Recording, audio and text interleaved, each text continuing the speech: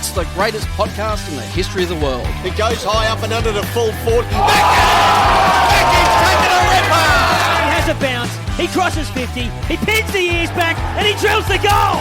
All the latest news and views from around the VAFA. Here's the big man! The big goal! He's done it again! This bloke extracts some of the finest! From outside the arc, it's a long bomb from outside the arc! This is for the love of the game. You can tweet that and hashtag it bloody good. Hey everybody, welcome to For the Love of the Game. We're going to take a look back at round 8 action. We've had the Big V bye, the first of the Big V byes out of the way. We've had a weekend of footy to get ourselves back up and running again in Clubland. Matthew Donald Hugo Higginbotham joins us. And finally, gentlemen, we got a little bit of a blast of wintry Melbourne weather. It came at half-time in most of the games over the weekend. Totally changed the complexion of all these games. Hugo went from free-flowing football at so many venues across town, and suddenly it became a water park. Yeah, it was amazing. We were very lucky to be undercover at Caulfield there, Matty, calling that one. And that was, tale of two halves. It came to a lot more contested, physical, as it would have around a lot of grounds. But the ground at Caulfield there held up pretty well. There was good footy being played. You're back from Adelaide, mate. How was your experience over there? We haven't talked to you since then. No, it's good to be back in, and it's good to have you back here, Jace. But Adelaide was a wonderful experience, a terrific weekend away, some really good football, and nice to actually spend a bit of time with the players and the coaching staff. Don't often get to do that on game day with all of the other commitments, but it was such a unique experience and a wonderful occasion to be a small part of, and a great moment for all of the players in their careers. It'll be right up there with some of their highlights. So great for them to be able to represent the Big V in a different state and traverse the country to do so. But it was a fantastic weekend. And credit to you as well. You wrote a wonderful article. If you haven't read it yet on vafa.com.au, I suggest you do. It's all about the partnerships and the relationships that go on behind the scenes at Big V. It's not just about what happens on the field. What happens off the field really endures longer. Well, I mean, and that was sort of my takeaway, was spent a lot of time with the playing group and the coaches, as I said, and you get to know them a little bit more, and you get to sort of see what they all sort of bring to the table. And there are a lot of great partnerships, both between coaches and players and throughout both the men's and the women's team. And to see all that sort of combining and come to the fore on the field on Saturday, it was great to see both sides of it. It was it was a terrific experience. It really was. Speaking of Big V, we now turn our attention to Saturday, July 11. We have two more Big V games to look forward to against the Goulburn Valley League right here at Elstonwick Park. So we've got Prem B to Division 3. That squad has been selected. We're going to talk to JARROD GIESCHEN, their coach, very shortly and run through that squad and get a little bit of background as to what's going on inside the camp. And Hugo, the Big V Under-19 squad, which will also be playing that day, has just been named. We're going to talk through that a little bit later. That's stacked with talent as well. Yeah, it's amazing. A lot of the kids playing Premier A men's and also playing 19. So it's a great competition, the 19s as well. Very close. So anyone can beat anyone on any given day. So it's great. So it's been a bit of an unusual season for Big V. We're having them across 2 different months, but it basically means we almost get 3 months worth of Big V content to talk about and get excited about, and we count down to, as I mentioned, July 11. More on the Big V later. Let's get stuck into William Buck Premier Men's Round 8. As I mentioned, it was old-fashioned footy weather. It blew in mid-afternoon across Melbourne, and teeming rain lashed the grounds. It changed the games over, like during halftime. You ran in and you thought, this is what the game is. You ran back out after halftime, went, hey, throw all those plans out the window. This is going to be completely different. University Blues handed Old Brighton back-to-back losses for the first time since round 17 and 18 of 2023. They got that signature win that they've been looking at against the Tunners, who'd beaten them on 4 straight occasions. Uni Blues have been there and thereabouts, but just haven't been able to knock off the top teams, but they did on the weekend. Old Brighton's intercept game was very good early. The Tunners generated 8 scoring shots to 6 in the opening term, but they kicked 1-7, which in the end proved to be costly to 3-3, and they trailed by 8 points at the first change. Game opened up into a free-flowing affair before the weather hit in that second quarter. 10 goals kicked combined between the two teams. The reigning champs began to sort of control possession and use it to gain territorial advantage. Although it was the Tunners who kicked 6 goals to 4. Thoroughly entertaining game. They headed to halftime with a 4-point lead. Then the weather arrived. But credit to Melbourne, to Uni Blues, they still managed to maintain their pace. They kicked 4 goals to 1 in that third term. They adapted. They controlled the tempo, Hugo. They played really smart football. They used a lot of uncontested marking and meant their kicking efficiency was superior because they were just biting off easier kicks to just maintain possession, be very patient with their approach. And in the end, it worked really, really well for them. After half-time, they had 30 uncontested marks to 11, and it just allowed them to control the tempo and not hand Brighton back the football, because we know how good the Tunners are at punishing on turnover. Yeah, it's an amazing achievement. But if you think about, this is Matt Smith's second year at the job as well. So he's been able to build this over time. And they were really good last year. They lost a lot of games by small margins, so while that was building. But to be able to do that against Brighton, who's been the benchmark for so long, that's a really great format. And they've definitely gone under the radar with me. We haven't spoken about them enough. But they're putting together an amazing body of work. And, they've got a dynamic forward line too. 14-5-89 in those conditions. Great kicking, Matty, to 10-10-70. In the end, they win by 19 points. They get to a 6-2, and they leapfrog the Tunners, who are now fourth at 5-3. Yeah, it's quite remarkable. Wouldn't have expected that at the start of the season. Just on what Hugo was saying about Matt Smith and the Blues last year, I remember sort of sitting here and being confident that they could avoid relegation because their defence was keeping them in games. They had one of the better defences in the competition. They just couldn't get enough of a score. But they just didn't get it inside 50 enough because they had the talent in there. They just didn't supply them. But now they are getting that supply. And we talk about Grimley and Stewart. Charlie Cotter is another one who had an outstanding game for the Blues at the weekend. They've got enough talent that forward line. Now they're getting the opportunities to actually really punish teams. And 14-5 is a great day in front of goal. We love good kicking in front of goal, Hugo. Makes a big difference because it's Brighton had more scores in the end, 20 scores to 19, but Uni Blues put them through the big sticks. And Matt Smith must have been delighted. He was absolutely thrilled. He said it was all about contests, and that's going to be a bit of a theme if the rain persists throughout the course of the season. They were able to at least halve or even win the inside battle for long periods, which was key to the game. They denied the Tunners the outside run, and when they got that going, they were able to score quickly and get the ball inside 50. They were really good at being able to wrestle back momentum at times when they were challenged, which was he gave us considered a big tick. And also wanted to give a shout out to Ollie Hayes, who made his debut, his first senior game for the club, and against a top-tier opponent in pretty tough conditions, he acquitted himself very well indeed. They've been so consistent, old Brighton, as I mentioned. They haven't lost 2 in a row since round 17 and 18 of 2023. What did Marcel Bruin make of it? Well, he had to mention the conditions. He said it was very hard there. Game had everything. It was overcast. He even mentioned the visibility was incredibly low, so it can be over there at Melbourne Uni. Got very gloomy in the last quarter. I was sitting there watching the live stream going, turn the lights on, we can't see. Yes, but and he complimented the Blues on their consistency. Four-quarter performance. They maintain possession, win contested possessions, so they were very, very good at what they did. He conceded they had a number of opportunities, but just couldn't convert. And on a day like that, you can't convert those opportunities. The result's there. He complimented Geordie Seager. He said he was terrific all day. Campbell Tweedy, Quinton Montanaro. So we're talking the same guys that we're seeing week in, week out. They're putting together a great body of work, those guys. But he did mention massive block they're in the middle of at the moment because they've got St Kevin's next week. Yep. So this is a really tough block for them. But they'll continue to work. They can focus on little things out of that game, decision-making, a few opportunities, and they'll grow from this and they'll learn from this. They've got St Kevin's, Caulfield at home, and then Uni Blacks away over the next 3 weeks before the bye, because now we're looking at the 3 weeks leading into that next Big V game. So that'll be the next block that all the coaches are looking at. So St Kevin's away, what a game that's going to be at TH King. Caulfield at home, Blacks away. And for the Blues, they've got St Bernard's away, which we know, Matty, is always a really tricky game. You guys are going to be at that one. It's going to be a fascinating one just to see how the Blues go. Then the Uni Derby, which I think you guys have got as well, which was always one to look forward to. And it doesn't matter where the two teams are on the ladder. When those two come together, it's always great to watch. And then Trinity away. So for the Blues, it's a chance to consolidate, but also a few banana peels in that next few weeks. Yeah, definitely. No, some tricky games. The form almost goes out the window when it comes to a university derby. So they'll want to be at their best for that one. Old Trinity and Caulfield, they've both been surprise packets, and St Bernard's as well. Yeah, who knows what you'll get with that one. How they go at home. They've had some good moments at times this year, St Bernard, so it'll be a tricky one. But if we want to look at it glass half full, a really good opportunity for Uni Blues to cash in on all the hard work they've done so far this season. We have seen them in recent years, Hugo, get a bit of momentum and start to look like a contender and then fall away. So for them, it's just, as Matty says, it's about contest, and just maintaining the consistency.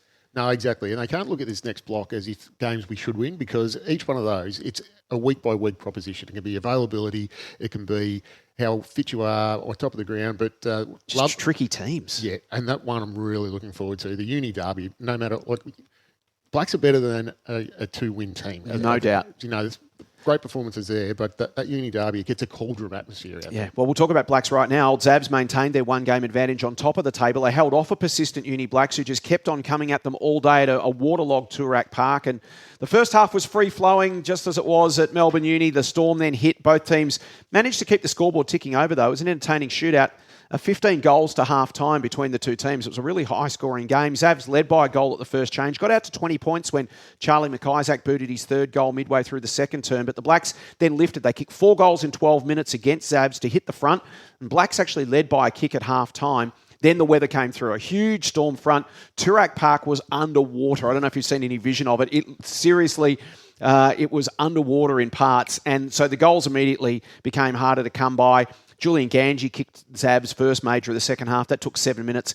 Then they kicked 3 goals in 4 minutes, and it handed the hosts a handy 3-goal lead entering time on in the third. And then Zabs, as they do, again put the foot down. Another 3 in 3 minutes and cracked the game open. Suddenly, just like that, they were 35 points up at three-quarter time.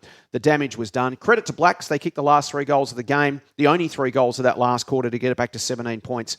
But it was Zabs, a 6th straight win to maintain their one-game lead on top. 3rd straight loss for the Blacks sees them slide into the drop zone at 2 and 6. They've got a bit of work to do in the weeks ahead, and it's not going to get any easier for Dale Bauer's team. They're at home for the next 3 weeks. That's the positive, Hugo.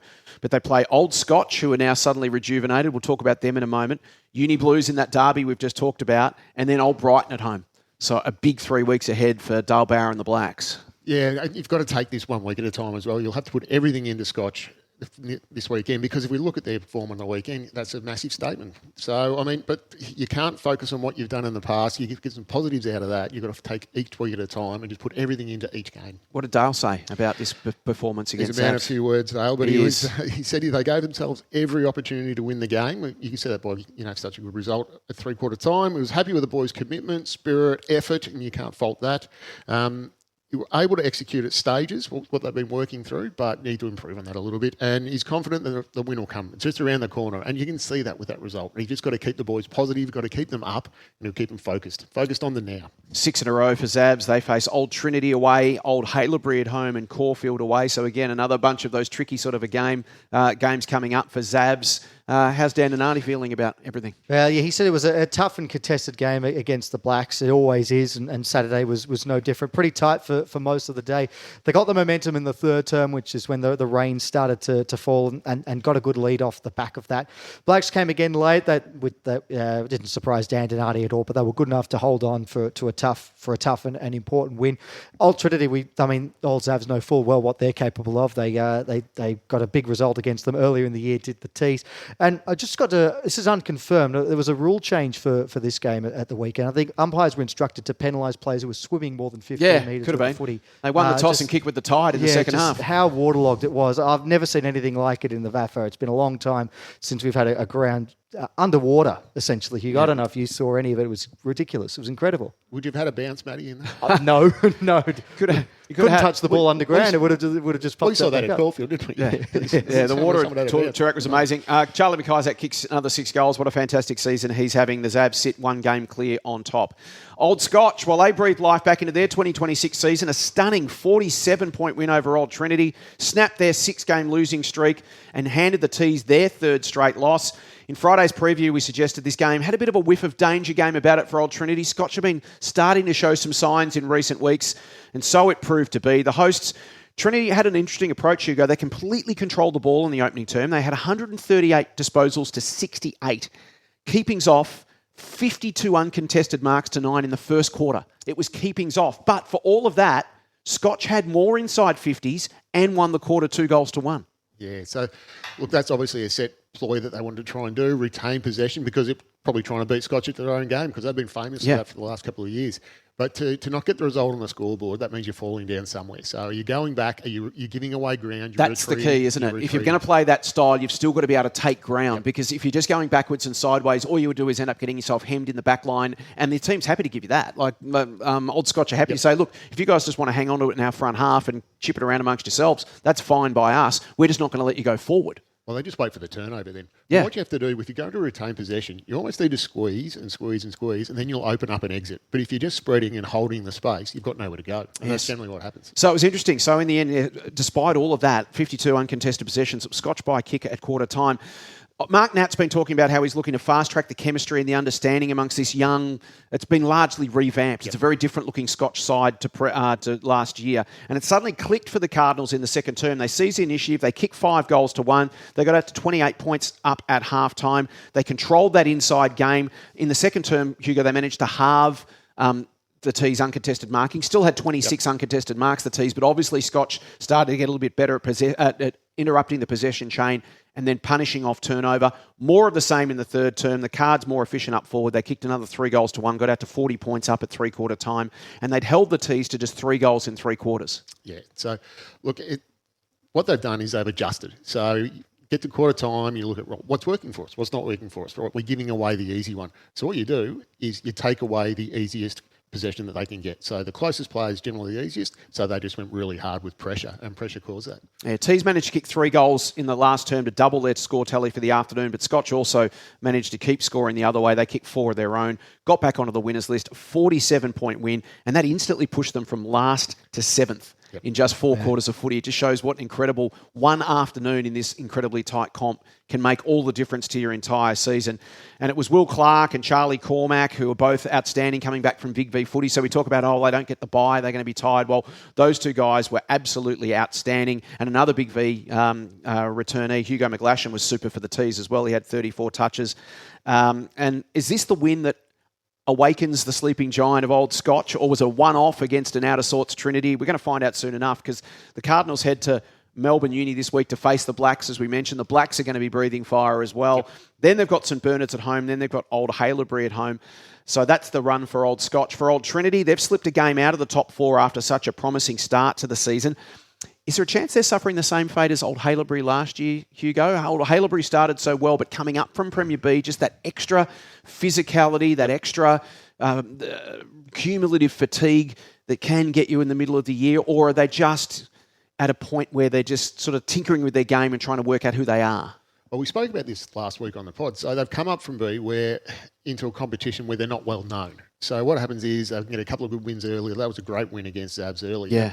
And that was after a really bruising contest that Zabs had with St Kevin. So they got them at the right time. But now everyone's starting to have a look at them. So you're going to break it down.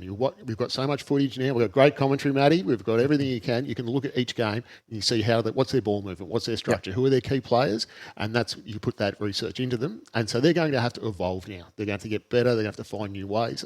You don't have to change your game plan. You've got to tweak it. It's got to be evolving. Yeah, and there's one key personnel change as well. Dom Payment, who was so good for them as their key forward, has been missing through concussion. So that makes a huge difference. Just upsets the balance of the side, etc.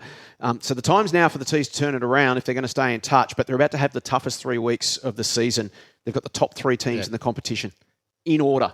They've got Old Zabs, followed by St Kevin's, followed by Uni Blues over the next 3 weeks. Yeah, that's a tough 3-game stretch, and it makes the wins that they picked up at the start of the season all the more important, because if they'd only won 1 or 2 games to start, they lose 3 on the bounce here, and then they've got that 3-game stretch, and suddenly you start to wonder where in the lower half might they finish. But they've given themselves a bit of a buffer with the wins now. And when you come up to a division, the number one focus is just to make sure you avoid relegation as a starting point, and then you sort of go from there and see how far you can finish. So those wins on the board are very important, and you're having Dom Payment out is certainly a big loss for the T's too.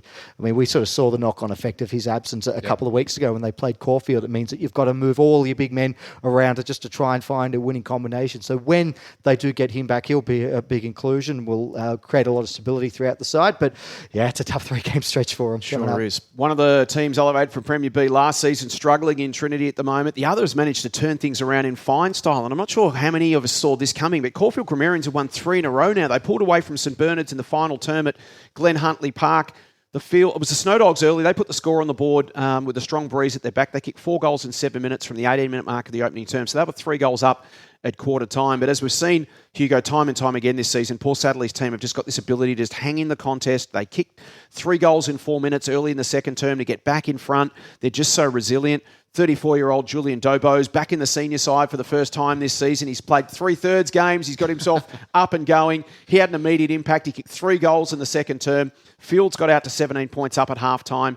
5 of their 6 goals for the quarter was from Snowdog turnovers, which led to deep inside 50s, which they converted into goals.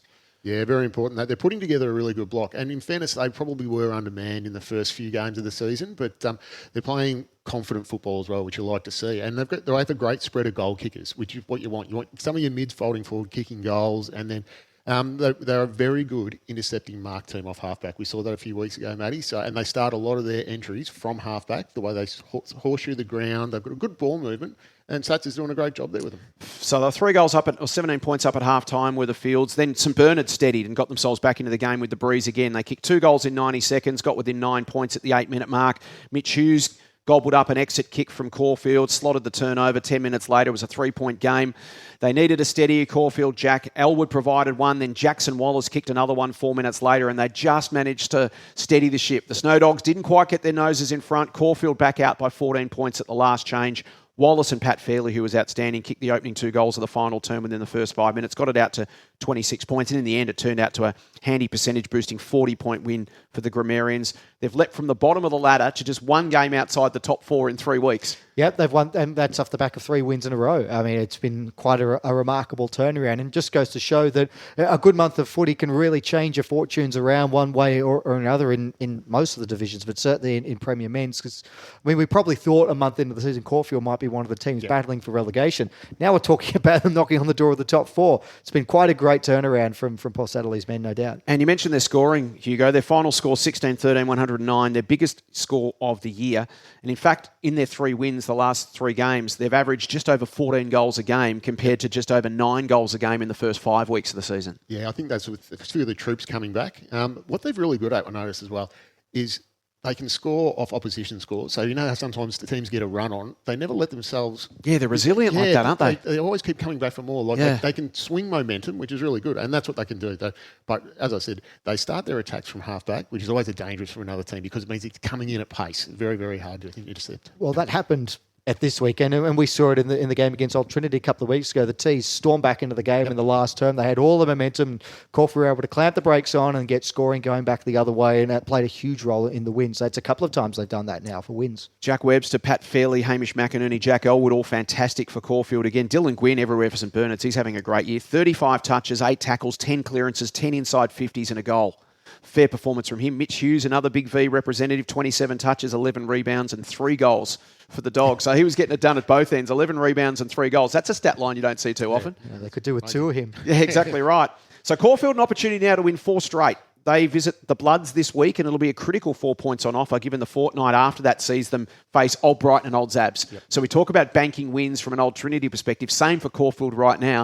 If they can win again this week, they get those 4. It just gives you a little bit of a buffer. If the top teams do knock you around a bit, Hugo, you've still got a little bit to work with. Yeah, definitely. You don't want to get down in that bottom little bracket that's happening where we've got a few teams on, I think, 2 and 6. So you want to try and maintain that. And you've got to be realistic about your block as well. You're going to look at that and go, right, we're not going to win all 3 of these games. So every game's really important, and they've got to just start with Old Haileybury. They're in the middle of, they're playing some really good footy, but it's very contested footy. So you're wondering, when's some young players will get tired, they get sore, little things like that. Yeah, fascinating game, that one, Caulfield and Old Haileybury. 2 teams that are hard to get a bit of a handle on throughout the year.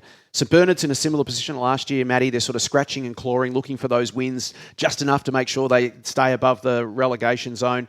They'll face a red-hot Uni Blues this week, but they host them, and as we know, they're always very difficult to beat at the Snake Pit. Then they face the re-energised Old Scotch and St Kevin's. It's a challenging 3 weeks for the Dogs. Yeah, no, it is. But as we've sort of alluded to a few times, it's really got to be 1 week at a time. It's just all about the 4 points on offer this week. What did Steve Alessio say about this performance against Caulfield? So he said it was a crucial game for them in the context of the season, but they were soundly beaten on the day. They let themselves down with disposal efficiency.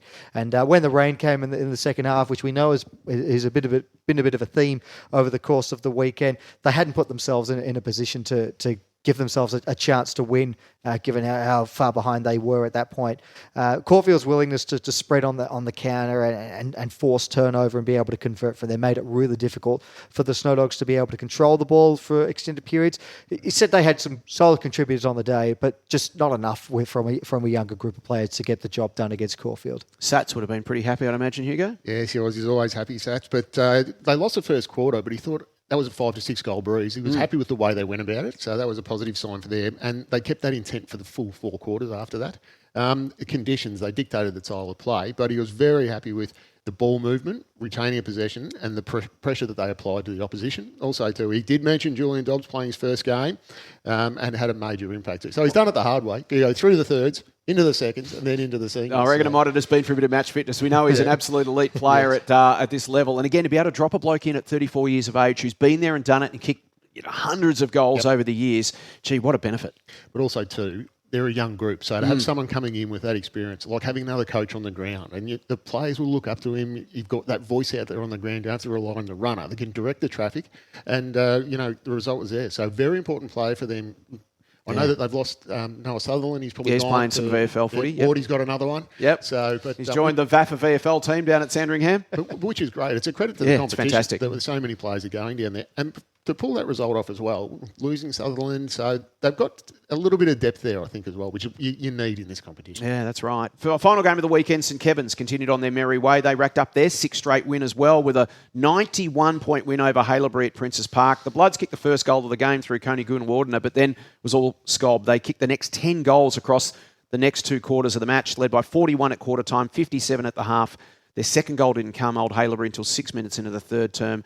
St Kevin's kicked another 4 in 8 minutes just to rocket away to 83 points. Margin got out beyond 100.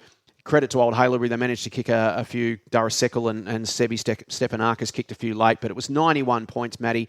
St Kevin's largest victory since they put the winless D-Lar to the sword by 102 points in round 17 last year. Their 42 scoring shots, they kicked 17-25. The most they've had in a game since they beat Caulfield by 155 points in round 14 of 2023. The most scoring shots St Kevin's have had in almost 3 years. They kicked 26-17 that day, and if they'd have kicked straight on the weekend, could have been a similar margin of that 155 points. Their 6-game winning streak, just one shy of the hot run they got on the back end of last season when they stormed home, and I think they won 7 in a row and made another final series, their 7th in a row, and 8th final series at the moment, looking pretty good for them. They've won 6 on the trot. They're now 6-2. They've jumped up to second spot, and they're a genuine contender. Although they have been the quiet achievers of 2026. We've talked a lot about old Zavs and old Brighton, but St Kevin's, after a pretty tough start to the season where they suffered defeats to both of those two, I think Lynch's men have suddenly got things humming along very nicely indeed. 6 on the bounce and a big game for them this week. What did you make of the performance? You and Hugo were out there? Yeah, no, I thought it was a really clinical performance from St Kevin's and a game of 2 halves in terms of conditions, really just sort of dry conditions that we've become accustomed to throughout the course of the season. The first half, the rain came in the second half, but they were just so dominant still. The inside game, they were really strong at. Defensively, they were very sound. And, Old Haileybury got it forward enough, but every time it got there, St Kevin's were just able to win the ball back. And that forward line that they've got is looking very dominant at the moment. Doug Kerr, he kicked another 4 goals. They're going to miss Doug Kerr now, aren't they? I think he's going overseas, is he? Yeah, that's going to make a difference. And they did it all without, the Jack Benk was back in the side, and I think he kicked 1 goal 4. He could have had a big day. They lost Jacob Gizitsky in the opening minute of the match, had some back spasms. So he should be okay to play this week, but they did it all without him in that forward line. They just had winners all across the board. It's their biggest ever win against Old Haileybury was one of the numbers that we picked up on, and it's the most behinds they've ever kicked in a match. Yeah, well, as I said, it's most 42 scoring shots is absolutely enormous against a team like Old Haileybury. What did you make of the performance? And how much of it was St Kevin's being amazing and Old Haileybury being a bit disappointing? St Kevin's were amazing. So I've seen a fair bit of St Kevin's, and I plug it pretty well. Luke Marnie's there now. So they're a different look, St Kevin's. We've known St Kevin's to be a lower scoring team over the past few years. Plugger's really focused on defence. Yeah. They've still got a team defence. Luke Marnie's taken over ball movement. So Plugger's handed the reins to him, and we know what a great coach Luke is. And they're a different look now. They move the ball laterally, but then they move at pace. And then they've got a different look forward line. So they're not relying on, it used to be Paddy Kerr, Critchley, these guys. They don't care who kicks the goals. Now, Guy Martin threw one behind the ball straight away. So they were playing against a 7-man forward line for the whole day. They still had, I think they probably had 5 or 6 out of bounds on the full as well. So we're talking close to 50 shots on goal, I think, nearly. Yeah. And Angus Hart was happy to let him go forward, and then he just intercepted everything coming out. And as soon as he got the ball, they moved it at pace. So they're moving the ball very fast forward, so they're getting bulk entry. So they're going to kick some big scores this year. So they played 8 games. They kicked over 100 points 4 times. Yeah. So that's indicating that totally different DNA to the St Kevin's sides of previous years. And that was always the question. Yep. We always knew they were good enough to hold teams, but they were losing 8 goals to 7 or 10 goals to 8 or something like that. Now they've got the capacity, as you need in modern footy, to be able to have multiple gears and to attack when you need to attack and score when you need to, and then you can go back in your shell a little bit and defend. What was the main takeaways from Plugger after this performance? We spoke about coming out of the bye, so we were always concerned about that. So we wanted a good performance post-bye, and that's 8 quarters of footy they put together now, which is really good. So, to get a 120-minute performance is what every coach wants. So he's got a few of those getting together now, and he understands that Haileybury are a different group from last year and younger, inexperienced players, but their best had challenged Uni Blues and Brighton, so they came prepared for that. It was a concern game for Plugger. We spoke to him on Friday. It was one of those ones he didn't want to come back. Bit of a danger game? Yeah, always is. Always are. And then it was his first quarter set the win up, so he was really happy with that. But it was on the back of the pressure and the contest work. So it's coming together nicely. They've got some nice momentum, but it's really important now that they keep that momentum going for the next few weeks. What a game coming up. They host Old Brighton at TH King this week. They defeated the Tunners by 27 points in the corresponding matchup round 12 last year.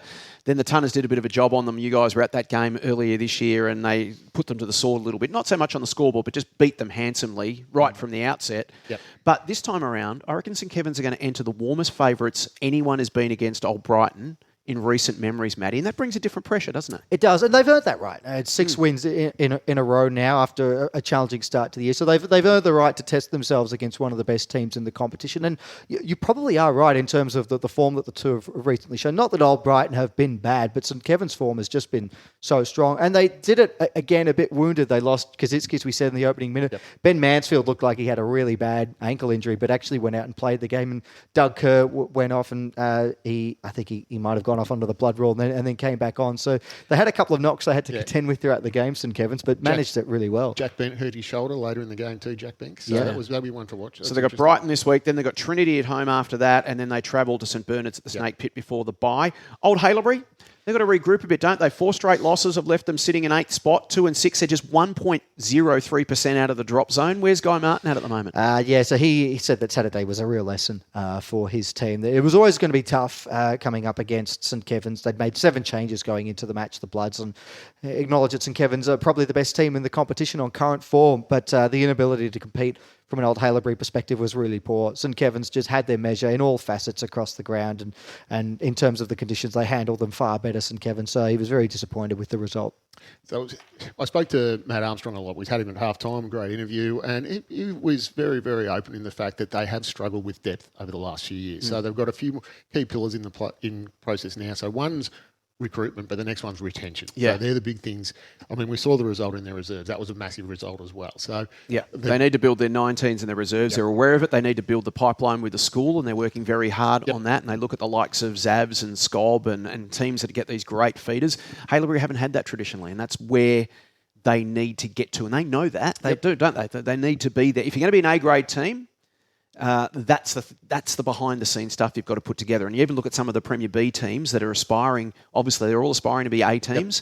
But if you don't have that 19s reserves pipeline, you're up against it. And then by contrast, St Kevin's, the ends that they had, Tom Ferguson, George Demetra, Jack Bank, all on VFL lists. So that just sort of that hurts them the other way as well. So for Haileybury, they've got Caulfield this week, and this is a massive game for a couple of reasons, but particularly because the week after they travel to Zabs, and then after that they travel to Scotch before the bye. So again, these are the sort of games, the Caulfield, Old Haileybury games, we're talking about both those teams sort of being in the middle of the ladder, and you'd rather be heading upwards than downwards. What a game that's going to be this week, Haileybury and Caulfield. Yeah, one thing with that loss on the weekend, their percentage took a big hit, and that's going to come into play. I think they're down to 82% now. So that's starting to get down into that position where that could cost them later in the season. But it's also hard from a mental aspect to come back from a loss like that. Get the players up. Get them to training on Tuesday night. You've got to put it behind you. And I know, Matty, as we say, the players are like goldfish. They've got 3-second memories.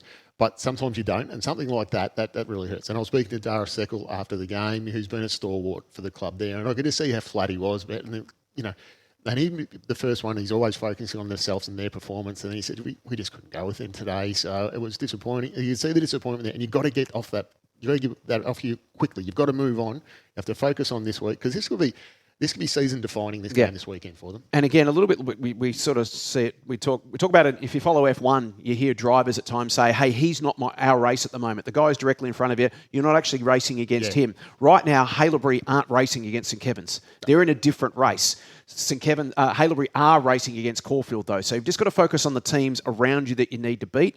The top teams are the top teams for a reason, and if they do give you a touch-up at times, you just got to go, okay, that's just realistically not where we are right now. Yep. We can't get too down on that. We need to focus on beating the teams that we need to beat around us, slightly above us, slightly below us, alongside us. Beat enough of those teams, and you avoid relegation. Yeah, correct. Look, they are hoping to get a few players back this week, which they definitely will need, which will help out. But you don't want to get too negative on things, but you need to identify it. I know we're a very positive society now. We're focused on everything positive. You have to look at that game and go, right, where did we go wrong fundamentally? What was the one thing? Where did we turn it over? Was it always at half forward? Couldn't we keep the ball in our forward line? Where did the problems? They'll learn a lot from it. Yep, you can. I'm looking forward to seeing Haileybury this week and seeing what sort of performance they turn out against Caulfield. Maybe it'll be the spark that sparks their season. Let's take a look at the ladder before we move on to Premier B. Old Zabs sit a game clear still. They're at 7-1, 28 points. A game clear of St Kevin's and Uni Blues, both at 6-2. Now it's a full game back to Brighton on 20. They sit in fourth spot, so 2 games off the lead now. They're 1 game clear of Old Trinity and Caulfield, the 2 Premier B teams that have come up. They sit on 16 points.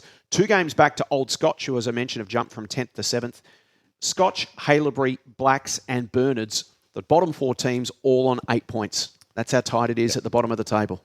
So that's where that percentage comes into it. It's going to be very important later in the season. But that was a massive win for Scotch. So you got the top 4, you got the middle 2 at the moment sitting there, and then you got the bottom 4 all locked together. And then Old Scotch, Old Haileybury, Uni Blacks in particular, 7th through 9th. They're separated by just 1.17%, the 3 of them. Yeah, it's crazy. It's close. So much to look forward to. We'll come up with the tips and predictions a little later in the show for Premier Men's. After the break, we're going to talk Premier B Men's. That's next on For the Love of the Game. The VAFA Rising Star Award recognises the competition's most talented young players. Each week, the VAFA Rising Star Committee receives nominations for 1 male and 1 female player aged 20 years or under who played no more than 7 senior games before this season. Our overall season winners will be declared the VAFA Rising Stars for 2026. So if your club has a young gun making their mark, nominate them now at media@vafa.com.au. This is For the Love of the Game. It's time now to talk Premier B Men's, one of the tightest competitions, certainly in the VAFA, but not only the VAFA, Matty, but the entire Victorian local football system. Prem B, I think, ranked in the Herald Sun rankings recently. I think number 2, was it number 2 or number 3? Might have been 2.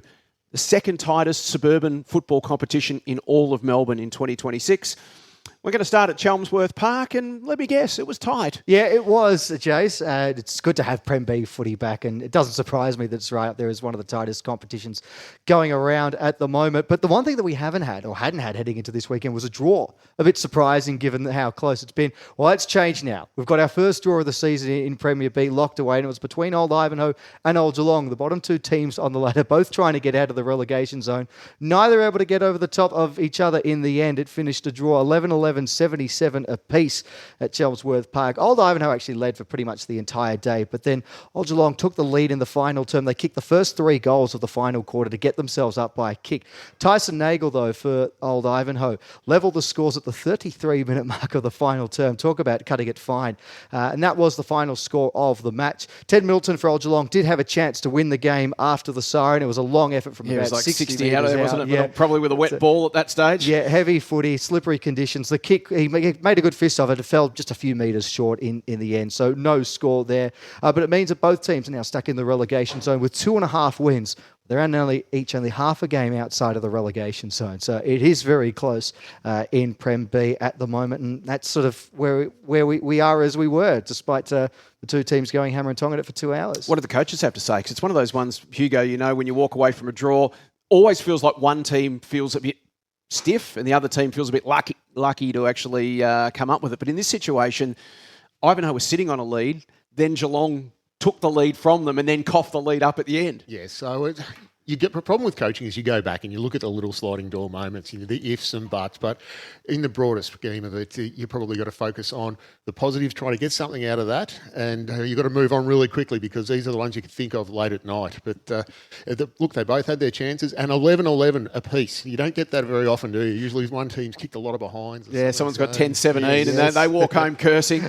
But anyway, straight kicking's good footy, but you've got to move on really quickly in this game. And that half a game, that could come into play. That could be the difference between relegation or finals. We've seen that in the last couple of years. Those half games, you curse at the time for losing, and then at the end of the year you go, well, thank goodness we did because we got the 2 points and that actually kept us up or it got us into the finals. Or it could be you miss out of staying up by half a game. You can see that later. Look at Hugo, glass half empty. In fact, Hugo just threw the glass on the floor and smashed it. Yeah, exactly. Working with Simon Petch for too long, so it drags me down. No, but definite positives for both of the coaches. I mean, from Old Ivanhoe's perspective and Xavier Nash, they were in front for most of the game and were able to respond to the disappointment of going behind with a goal for Tyson Nagel, who actually had a chance from a very similar position a few minutes earlier and kicked it out of bounds on the full. So, great mental fortitude from him to be able to respond and get the goal. And for Dick Dixon and Old Geelong, disappointed that they were behind for the 3 quarters, but a great rallying response from them in the final term, kicking the first 3 goals of the quarter, gave themselves an opportunity to win. And I think when you're at the bottom end of the table, wins are hard to come by. It's got to be seen as 2 points gained rather than 2 points lost. We're going to get your power rankings when we get through the rest of the games as well, but just as a precursor to that, are Old Ivanhoe and Geelong on the rise, do you feel? Where are they at? I feel they're not far away. And it really, I mean, the margins in Prem B are so fine this year that it really doesn't take much to rise up the ladder or to fall. We've seen teams, Old Carey are a good example, we'll get to them a little later. They were second a couple of weeks ago. Now they're in the bottom half of the table off the back of a fortnight of footy. So it really doesn't take much for things to go one way or the other. And Old Melburnians, by contrast, they'd lost 2 of their first 3 games of the season. Now sit in second spot. So it doesn't take much. They're really not far away from it, these 2 teams. And while the win-loss record doesn't reflect that, the percentage, I think, in this situation is a good indicator that these 2 teams are not far away from climbing up the ladder. The other thriller was at Trevor Barker Beach Oval. It was the replay of last year's Premier C Grand Final, or the rematch, I should say, between Bowie and Ajax, and this turned out to be a thriller as well. Yeah, no, this was a great match and a great story for Ajax. They continue to rise and they continue to sit inside the top 4. They got a little bit of revenge on Beau Morris, not the full revenge, obviously. You can't round 8 and grand final, it's slightly different, but Beau Morris defeating Ajax by 2 points in this one at other way around. Ajax defeated Beau Morris by 2 points. Yep. Yes. Sorry, my apologies. Ajax getting the job over the They Sharks. didn't get that much revenge. No, not much. Not that much in the end. And a lot of behinds kicked in this match. A rare instance when you kick fewer goals and still win the match. 6-18, 54 to 7-10, 52. There were only 2 multiple goal kickers all afternoon. Toby Sheezer for Ajax and Jai Florett for Beau Morris. They each kicked 2 goals. They trailed for the entire of the first 3 quarters, the Jackers, but they kicked the only 2 goals of the final term to come from behind and get the victory. For Ajax, they maintained their spot in 4th place, but they're now 2 games clear of Beau Morris, who sit 1 spot behind them in 5th. So all of a sudden, a bit of a gap opens up in Prem B. That was the quintessential, stereotypical 8-point game. Oh, absolutely. And, you get concerned when you kick a lot of behinds too. So to still get the result with kicking that many behinds is a great achievement. If you look at the scoreline in that game, it must be very heavily wind affected because basically each team has had 1 quarter of scoring and then a quarter of not scoring. And we know Trevor Barker Oval, it does blow a gale down there. Yeah, it can be like that. And certainly it was Ajax who came storming home. Look, you've got to say, as we approach the halfway point of the year, for both these teams that have come up from Premier B, they sit 4th and 5th on the ladder. They've had an outstanding first half of the season. No, they've been terrific. They've really carried on what was such strong form in Premier C last season. They've been able to translate it into good form in Prem B. And you've got Ajax nearly at the halfway point of the year, inside the top 4. And even though there's a bit of a gap, Beau Morris have been knocking on the door the entire way. They've been in the race for the finals right up till this point. So it's been a great result for both of them to be able to not only make the step up and be competitive, but actually win games of football. For Ajax, Lockie Buzzard, he acknowledged the conditions. He said it was a horrible day with the wind in the first half, and then the rain arrived in the second half. And I don't think this was the only game that was rain affected, for what it's worth. But was really pleased with the fact that they were able to find a way to win, having to spend the first 3 quarters of the match really chasing the result. So to come from behind and get the win there, he was thrilled with that. For Josh Burke, he said the result was a bit symbolic of how things have sort of gone this season. He said we're forever the bridesmaids at the moment. They've been in games, but just haven't been able to get the job done. We'd said Ajax had a lot of shots at goal, 6-18, but Josh Burke was still really happy with the way that Beaumaris defended, even though they conceded 24 scores. The first half was really good, but when the rain arrived, he said that probably suited the bigger bodies of Ajax a bit better. The ball spending a bit more time on the ground. That suited the visitors a bit more. That favoured them, and that was what ultimately proved to be the difference. Never easy to go to Fearon Reserve in Williamstown, particularly on a wild day of weather like Saturday was. But De La Salle headed across the bridge and came back with the 4 points. It's a huge win. Yeah, no, it's a tough place to go for De La. And this was the other interesting statistic to come away from this match. It's the first win they've had on the road all season.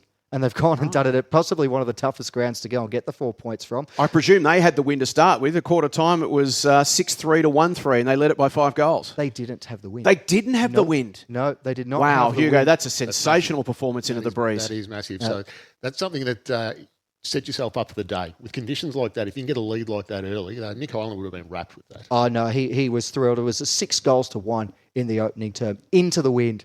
Phenomenal start from Dealer. And that really sort of set the game up from there. 30-point lead and then kicking with the wind in the second term. They had all the advantages at that point. The lead stayed at about 30 points for most of the match thereafter, though. The CY's got a couple of goals late to add a bit of respectability to the scoreboard. 13-8, 86 to 10-9, 69. The final score, a 17-point win for Dealer.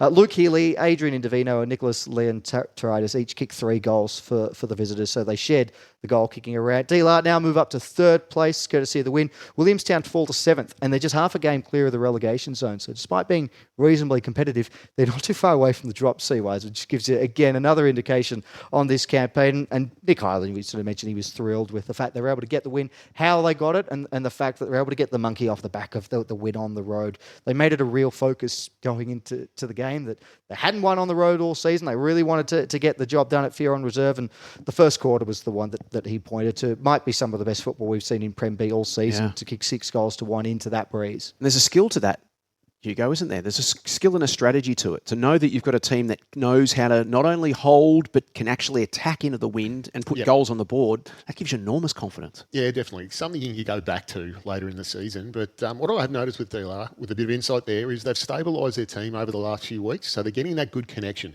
And playing into the breeze, you have to have that good connection because long down the line just doesn't work. It's too easy for the opposition. So you almost have to know that there's going to be someone there and make that move early, and then it comes off. And then it becomes a chain, and you get that chain up the ground. You can't kick long up the line into the breeze. And a couple of names that Matty mentioned there in Indovino and Healy, we know they are both very good players, even at Premier Men's level. So to have those guys in form, kicking goals, makes a huge difference. Yeah, well, Adrian Indovino's been around a long time, so that's the experience. Whereas Luke Healy, he's only young. I think he's only 20. He could have played 19s last year, and we remember got him into the A-grade competition with that hand of God, they called it, against, I think it was in the semi-final. So it was amazing. So he's a big player. He's going to kick a lot of goals in his future.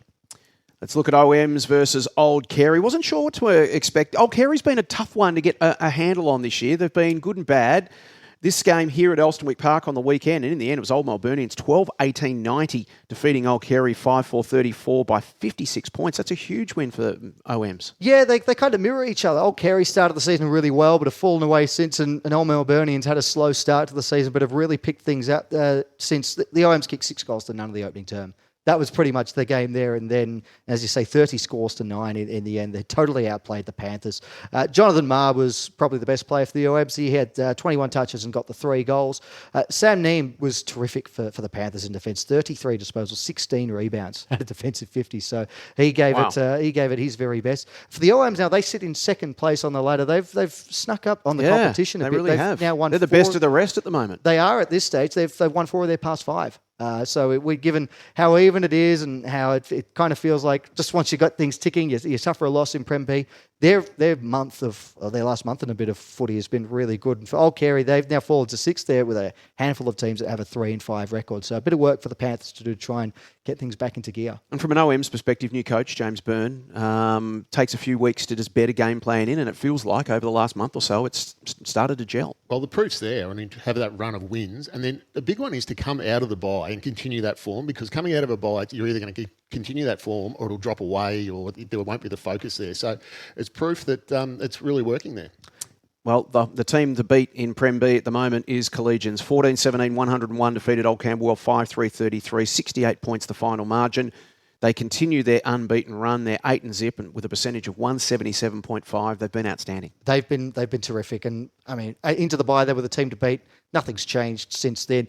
Although it was quite interesting. At halftime, they only led by 6 points. It was a very even first half, but the Adelaide just put their foot down after the main break. 10 goals to 1 in the second half to run out that big win in the end. Scott Bealby, he kicked 3 goals for the hosts. He led the way. Caleb Franks, 34 touches and 10 clearances as well for the Lions. So they were just two of the standout performers. The Wellers now sit in 8th place. They're just half a game ahead of that chasing pack in the relegation zone. Collegians 3 games clear of everybody else with an 8-0 record. Geordie McKenzie was really satisfied with how the players responded after what was a pretty tight first half. They've been challenged a few times so far, Collegians. It's not like they've won every game by a lot. They've had games where they've had to really grind out the victory. The fundamentals weren't there in the first half. He thought Old Campbell's pressure was really good, but they just got things clicking in the second half. And for Neil Connell and Old Campbell, he was pretty happy with the first half. He thought the contest and the pressure was really good. But Collegians just proved that they are such a good side in the second half. They took things to a level that the Wellers just couldn't go with in the second half, and that's what gave them the final margin of victory in the end. Joining us in just a moment is JARROD GIESCHEN. He's going to talk Premier B to D3 Big V team. That squad has been announced. We're going to talk to him shortly, the former Old Ivanhoe coach. You ready to give us your power rankings yet for Prem B? It's tough. Well, I mean, I'm having hard enough time with the tips, although now's a good time because we'll get to that a little later, I'm sure. I had a good weekend with the tips, so maybe it's time to strike while the iron's hot. So power rankings, obviously, Collegians first. Clearly at this point of the season. But again, as we've seen in previous years, you can go all year and it only really matters what happens come September. We've seen that with Old Ivanhoe the last couple of years where they've been basically the number one team all year, Hugo, and haven't been promoted.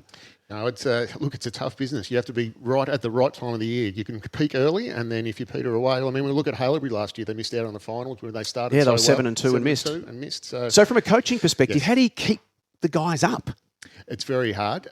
You try and put it into blocks. So you train them harder and expect a few poor performances, and then you have to, it's like a marathon race. You've got to be on top of the ground at the right time of the year. So you try and give them a few nights off during the year and then target specific players. You have to change the voice at training because it just becomes white noise to the players. So you've got to be doing things evolving as you go through. And from a disciplinary side of things, in terms of continuous improvement, there's a challenge there, isn't there? There's a line that you've got to walk between being able to highlight things that, hey, we didn't do this particularly well on the weekend, guys. We might have won by 10 goals, but we didn't do this aspect of the game well. But if you go too far on that every week, the players can end up rolling up and going, geez, mate, we're winning every game by, 5, 8, 10 goals. Every week you're still pounding us about stuff we're not doing right. It's that balance, isn't it? Yeah, it is. It's all in the messaging. When I was a young coach and we were going really well, winning every week by 200 points, you'd go too far because you're a perfectionist and you want the best for the players, but it's getting that message across. So as I went along a little bit, you start to relax it a little bit more and then you try to focus on just a couple of little points here and there. But the one thing you have to do is change things up regularly because the players become bored. They're just only natural, especially nowadays, if they sit down by themselves for 2 minutes, they'll have their phone in their hand because they need that stimulation. And you have to do the same thing with training. So it's small focuses, and then you do, and it's very hard for me, but you have to be very positive as well. And that's how you get the message across. But don't worry, you can still have a little spray every now and then too. But you have to come back really quickly from that and move on, and they like that. Yeah, so Collegians at 1. And now the challenge begins. Now everyone else is vying for equal second at the moment. Got to put Old Melburnians, I think, in there just on power rankings and where things sit at the moment. Their form has been really good over the last month and a half, really consistent. We said they've won 4 of their last 5. It was a bit of a slow start. James Byrne's been really insistent on systems. That's been the key messaging from him throughout the course of the season. He wants to bring in structure and systems so that whether things are clicking, whether they're not, they've got the blocks in place that will keep them in games. And it feels like they finally got that, started to get that together. And it's reflective of the fact they're sitting second on the ladder at the moment. So I've got them in second. D-La for me in third. At this stage, I mean, one of the teams to come down from Premier Men's last season. All the talk has been about Collegians and their start to the season. D-La have been very good too. A 5-3 record, and they picked up some impressive results along the way. And they look just as capable of bouncing straight back into Premier Men's as any other team as things stand. And in fourth, I've got to go Ajax. And they've been a bit of a shock to start the season, and we were sort of expecting, they're going to fall away at some point, but they haven't yet. They sit inside the 4. They're 2 games clear of everyone else with a 5-3 record. Would you have that, Matty, if the result was different on the weekend? Because obviously you're going to tell me probably that Bo Morris is 5. But Matty's power rankings is very similar to the ladder, I'm noticing. So the ladder doesn't lie. But if the result was different on the weekend, if it was 2 points the other way, Bowie, do you think that would have affected that? You'd have Bowie in front of them? Still think I would have Ajax. Okay. I think Bo Morris had a really good. In fact, both teams had a really good start to the season. But I think then Ajax have been a bit more consistent in their performances, and I mean that's sort of where the tiebreaker is for me in the fact that they've just been a bit more competitive and a couple more outings compared to Bo Morris. It is very close though, and that shouldn't surprise anyone given the way the ladder stands. It is a very tight power rankings. It could change next week. Yeah, absolutely. And then the bottom 6 is Bo Morris, Old Carey, Willie, Old Camberwell, Geelong, Old Ivanhoe. That's the order in which they are in the ladder. Is there anyone there that you look at and you feel like they're maybe out of position where they kind of fit in the overall scheme of things that you can see an Old Ivanhoe, an Old Geelong or someone like that actually rising up and potentially, either knocking on the door of finals or finishing sort of mid-table? Anyone you sort of feel like is out of position at the moment or has potential to move? I feel like Old Ivanhoe do have it in them to climb out of the relegation zone. We're still sort of waiting for things to click with them, but it does feel like they're not too far away. And I could say that for a few teams, but they are one that does look out of place. The other one is Bo Morris, though. I mean, if we just look at sort of where things sit with them, a 3-5 record, but a percentage of 104. And you wouldn't get too many teams that have a record like that where they're so far behind the win-loss but have a positive percentage. So, I mean, to be 2 games outside of the top 4, I feel is a little harsh on them. They haven't been a 3-5 team to start the season, but that again is just the evenness of the league. So, wouldn't surprise me to see those 2 teams climb. I mean, in a fortnight's time, it could be completely different. We could be looking at 2 other sides, but they're the 2 that I think, are a little bit harsh in terms of where their record currently has them sitting. What about Carey, Matty? Do you think they've underachieved a little bit? Because I had them right up there at the start of the season. I thought they recruited well. They were a really good team last year. Do you think are they one that could possibly sneak up and be knocking on the door of the finals? Or do you think it's going to be tight in that middle block? I mean, well, yeah, it will be tight. It'll almost certainly come down to percentage in terms of double chance and final. Well, no one could get any collegians aside and OMs in the last month. It's impossible to get momentum because the games are so tight every week. Yes. You play well and you win. You play well and you just lose. You play well and you just win. To sort of string together games is incredibly difficult, isn't it? It's almost impossible. Yeah. But Old Carey proved in the opening few weeks that they can do it. Mm-hmm. They've been on a bit of a slump since, but we know that they've got the cattle to really contend at the top end of the table. Could it be something that we know is coming in the next month to 6 weeks? The Tullamarine flu is getting around. Could it be? Could be a factor. Be a factor in something. That might have to. Yeah, that might be the deciding factor. Yeah, in the end. Look, whatever happens, there's going to be 2 very unlucky teams dropping from Prem B to Prem C at the end of the year. Yep. And it's going to be hard for Prem C teams next year to have to cop whatever the 2 teams are that go from B to C. They're going to be very, very good teams. It's going to be fascinating. Well, the other exciting news for Prem B, of course, is the Prem B to D3 Division 3 side. The Big V team is going to be in action against Goulburn Valley on July 11. So that squad has now been selected, and the man who's leading that team is the Old Ivanhoe coach from the last few seasons, JARROD GIESCHEN. Geish, welcome. Thanks for your time. G'day, Jason. G'day, Hugo. G'day, Matty. Yeah, thank you. It's great to be able to speak about this. We've been doing a lot of work for a long time on it. Yeah, it's great to have it all out and about now, and what an incredible squad. We'll get to that in just a moment. We've just heard Matty's power rankings about Premier B. We've been talking about how incredibly tight the competition is. Obviously, you've been watching Premier B games live and on tape all year, so you're as across this as anyone. No surprise at all the comp's this tight, is it? I mean, it's been like this for the last couple of years.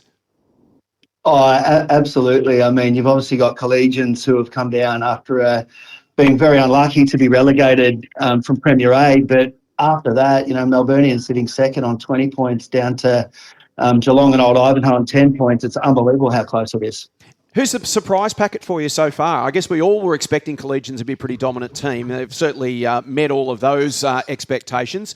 But from 2 down to 10, anyone who's pleasantly surprised you and anyone who you think, I reckon they've got some room for improvement. They're a bit low from where I had them. Obviously, coaching in Premier B for the last 2 years prior to this one, there's 2 teams that have left and 4 teams that have come into the mix, with the 2 down from A-grade, Collegians and D-Lar, but then the 2 coming up, Ajax and Bo Morris. So those 2 teams I probably hadn't watched as closely last year. The real surprise packet to me has been Melburnians. If you had told me that they would have lost, Matty Nichols, who I haven't seen play at all this year, new coach come in, and kind of where they finished around middle of the pack last year, for them to be second on the ladder and take some scalps in the early part of the year, they're probably the surprise packet, as well as Ajax, obviously, that have probably improved a lot with their young list. The sleeper, I'd say Old Carey. If you have a look at them, I don't think they've had their best 22 on the park this year, so they probably have a bit of upside once they get going. And obviously, although I'm in a neutral position now, I still love that brown and white team, so hopefully they can get some form over the next 6 or 7 weeks as well. Let's turn our attention to the navy and white team, the Big V. You've got the Premier B to D3 squad, and you've got training, which starts tonight, which is exciting.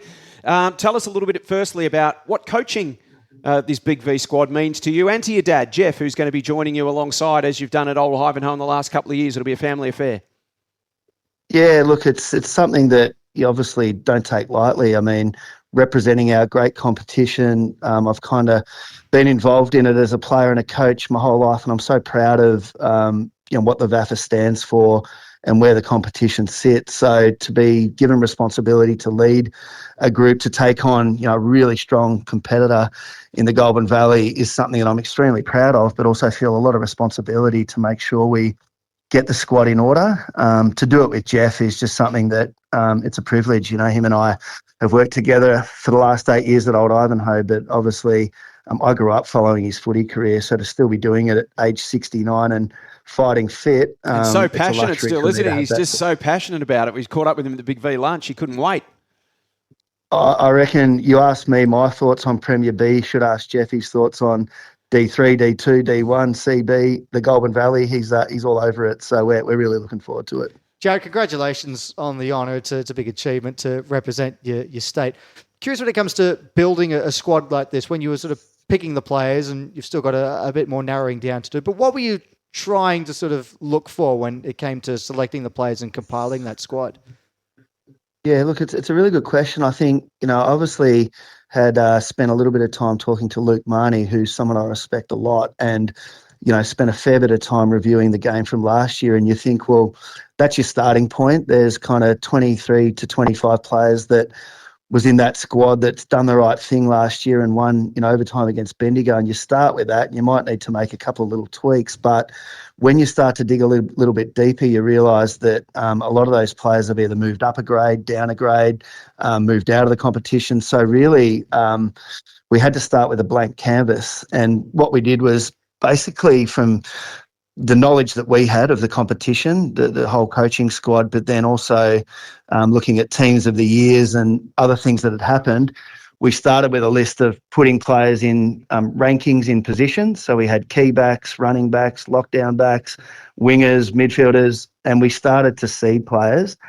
And then the nominations came through, and really for D1, D2, D3, where there's not a lot of footage of players, we just had to actually hit the pavement and get out there and watch footy, talk to the coaches, and away we went. So we really looked for picking players in particular roles that were in form, that were fighting fit, and then if they were in the leadership group of their teams, that was also something favourable for us because we know that they've probably been voted by their peers as great characters as well. If you love manager mode in FIFA 26 or you love football manager or one of those things, this is the job for you, Hugo, because it really is, as you said, you've got to get out and pound the pavement. You've been through this process. Yeah, no, I was lucky enough to be involved last year with Marnes and the crew, and we did have that great win up there. So no pressure, Geesh, when we're handing over to you.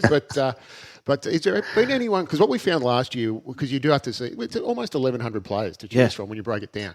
So has there been anyone that's sort of popped up that has really surprised you, that's come out of another division or something like that, that, when you're coming into this process, you've never heard of them before, and then you've seen some of their footy and you think, I've just got to have this guy? Because we had a few of those last year.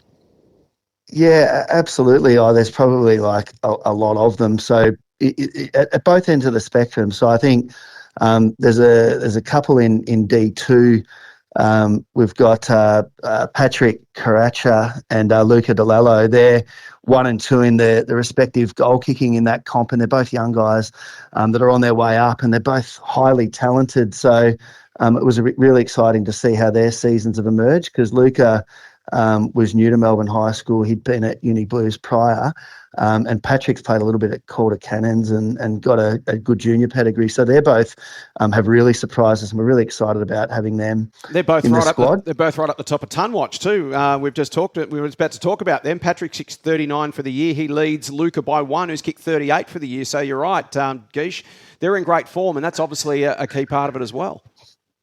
Exactly right. So it'll be really interesting, the battle. We've got them both level pegging in our rankings. Can't wait to meet the two boys and have a chat to them and get them involved in the program. And then at the other end, like, I hadn't seen collegians play, just given, they'd been in the higher division to, when I was coaching Old Ivanhoe. So I've spent a lot of time at their games and talking, with their coach Geordie, and really I've even reached out to a few of their players, given there's no relationship there from previous years, and a couple of their players are just exceptional. So that's the other side of the spectrum. From a style of footy, what are you trying to build, Guiche? Because obviously you've got to bring all these guys together in a very short period of time. It can't be too complicated. They all know how to play footy. It's your job to sort of mould them into a cohesive unit.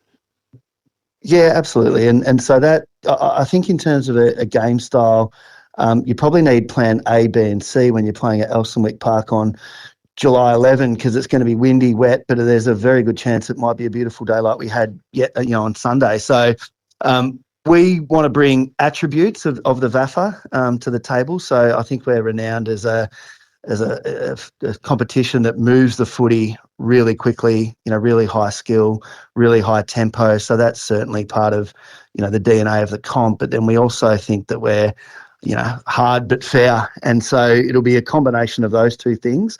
And as you say, the players that we've selected, they've all played a lot of footy, been in programs and things like that have got really good high coaching involvement and structures. So we think that can come secondary, but we really want the attribute to be take the game on and be hard at the footy. One last one, Guiche, as you get ready to have your team come together for the very first time at training, what can the players expect from your program? Yeah, look, I really look forward to bringing the group together, and really what I hope after the 4 or 5 weeks that we spend together, that they feel that they look back on this experience at the end of their careers and say, how good was that? It was something that was, it was a 4 or 5 week program, but it stays with them for life. So one is the relationships that they'll get to build with us coaches, but also with each other. But two is just hopefully going through this journey together over a 4-week program and achieving success. So really creating, memories. And I guess I got that from the Big V lunch that I attended a couple of weeks ago now. It's just not a moment in time that comes and goes. It actually sticks with these people that have represented the Big V, and now it's our turn. Yeah, it's a great opportunity. Enjoy the experience. I know you and your dad are just so excited to get into it. We can't wait to see how it all pans out over the next month. Thanks for your time, mate. We'll chat to you again before July 11. Yep, thanks, Jason. Thanks, Hugo, and thanks, Matty. Thanks to JARROD GIESCHEN, coach of the Big V Prem B to D3 team. We are going to take a break on For the Love of the Game. After the break, we're going to talk Prem C Men's. That's next. Looking for VAFA updates on the go? Download the brand new VAFA app today. Get live scores, fixtures, ladders, and all the latest VAFA news right at your fingertips. Whether you're a player, supporter, or just love local footy, the VAFA app keeps you in the game. Search VAFA in your app store and download it now.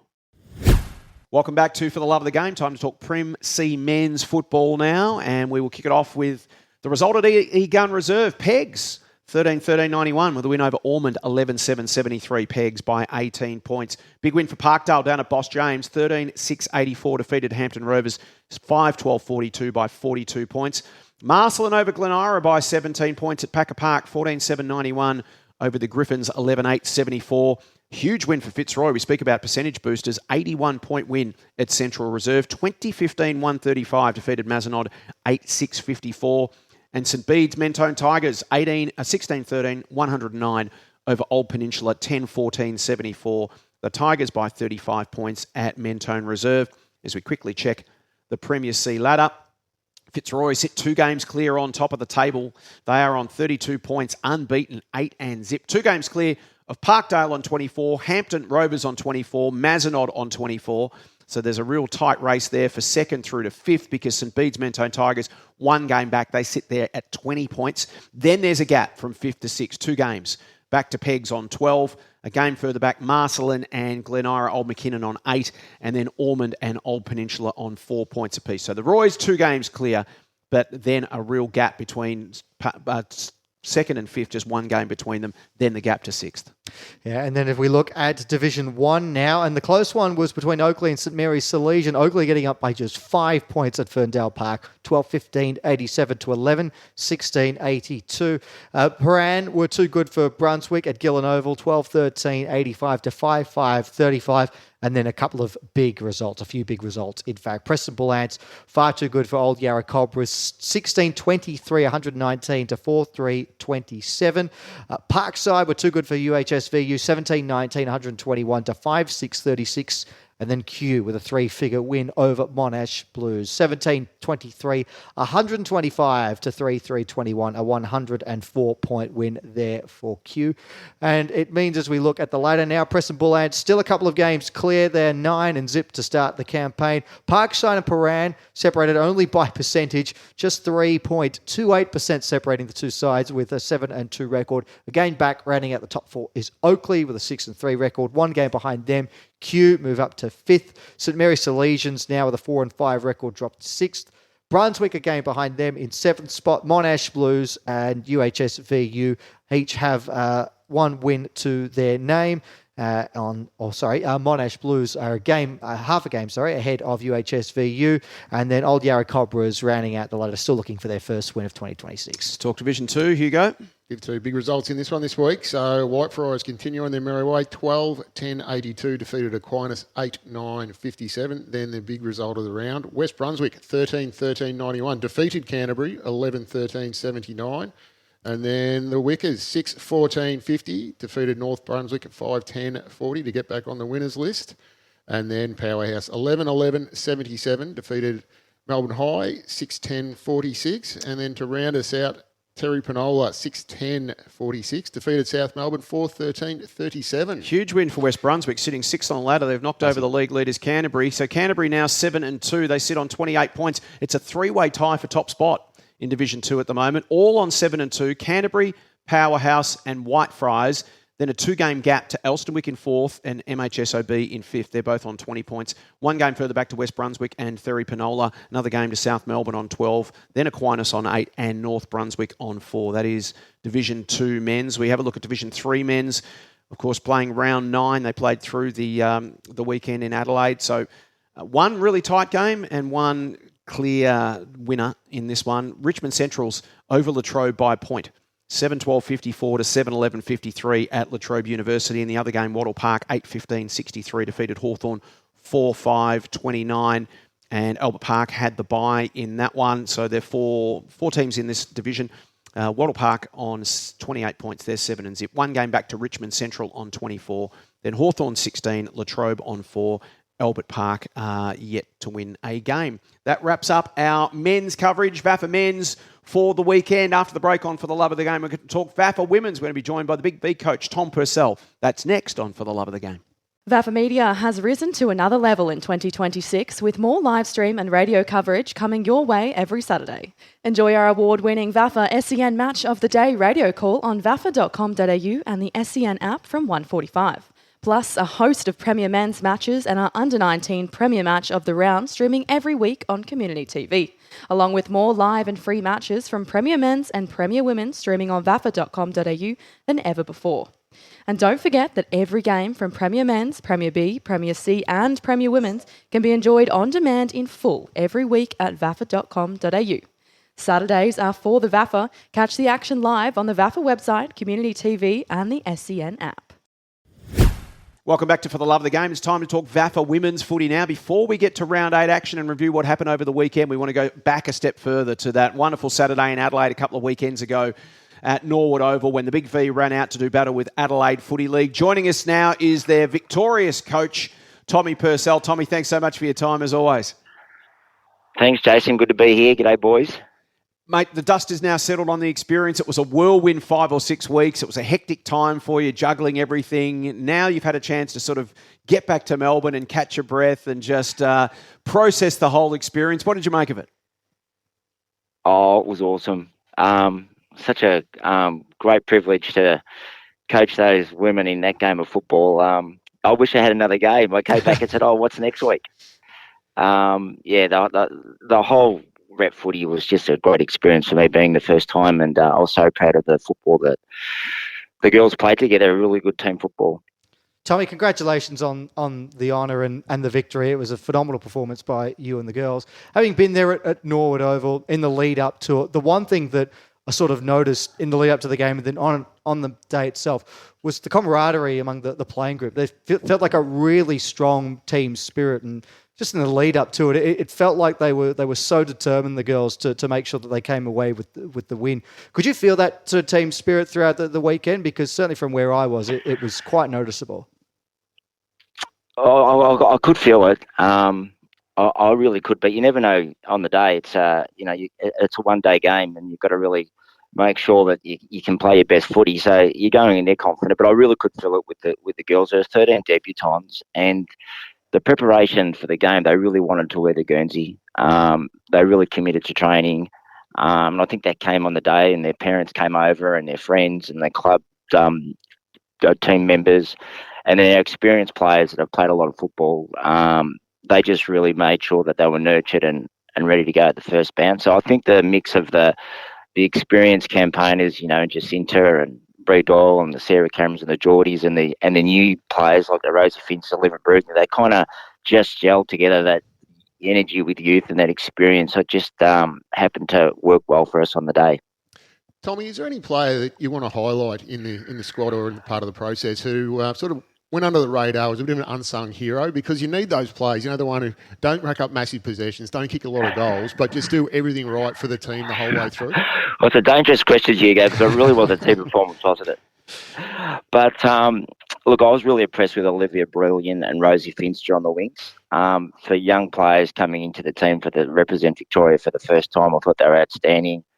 I thought Renee Solotis on the half-forward flank, she was exceptional with a space she created for forwards and her 2 goals. We've got some great players in that team. But, the back line, to have 1 goal kicked against them with 24 defensive inside 40s, Georgie Fraser-Smith, Brooke Randall, Vic Cole, Jade Hill. So, you could go through the whole team, really. Even to give 6 best wasn't really fair, because you could have given, everyone played their role, which you need on these games. And I think the girls wanting to play with their strengths was really important. We kept it pretty simple. Just communicate in the field, play to your strengths, be a team player. And I think they really enjoyed playing for each other. So, yeah. But there were a number of outstanding performances on the day, as we know. Talking to you at the very start of this process, Tommy, when you were first appointed, obviously you weren't exactly sure how this was all going to play out in terms of, what to expect. But you had some expectations. Now when you walk away from it and look back, how did it match your expectations? Well, I learned a lot. I really did. What did you learn? It's a good question. Just the different roles you do as a community coach as opposed to coaching a rep team. So you need to have an eye, if you like, in recognising talent in different clubs, and moulding a team together for one game is different to the continuation of every week. So I think to learn to trust what you know, as opposed to try and make it too complicated, and to give leadership to the girls, which they were outstanding, because I think at the end of the day, I've always coached that great people make great teams equals great results. And the character of the women that played in the game, they're all leaders at their local clubs. And when you see them come together, and I was even surprised myself at the elite skill level and decision making and ball movement. I think the first quarter of footy we played is probably as good as footy I've watched in women's football. So, yeah, I did learn a lot about myself. I feel much more comfortable in the role. And it was challenging. You're going into a game, you have, people say this word expectation, don't use it, but it's a reality of life in footy. We'd gone in there with a perfect record, and, the girls aren't silly. They wanted to make sure they played their best footy, and they're proud representing the Big V. And, we think VAFA women's footy is the best competition in Australia. So you're going in there keeping it low key, but it's big stakes on the day. You want to represent VAFA really proud, and I think they did that. So we talk about how Big V can make you a better player when you go back to your club side. Has it made you a better coach? I think so.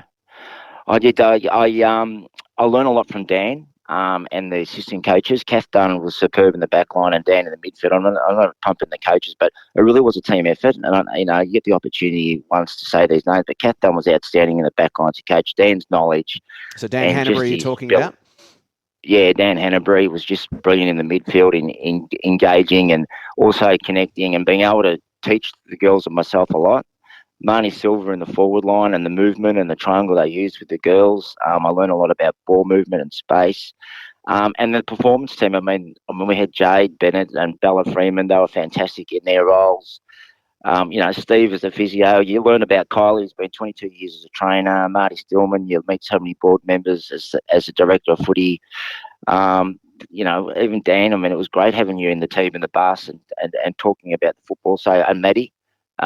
It was just such a team effort. So, yeah, I guess you could realise teams everything, and even in a rep game, it really is about everyone playing their role, and the girls go on the ground and perform. So they're the ones who do the job at the end of the day with the support of a big team around them. I mean, I'm the head coach, but I'm really just one cog in the wheel of everyone. And I know that might sound, like community football, but that's what I'm kind of learning more as I coach. It's about everyone playing their role, and we did that on the day in the Big V. I couldn't believe how well they played. Congratulations, mate. It was a wonderful performance. Before we let you go, we're about to talk William Buck Premier Women's and review round 8. You've obviously seen a fair bit of Premier Women's footy this year from a different perspective, from the outside looking in. What have you made of the comp?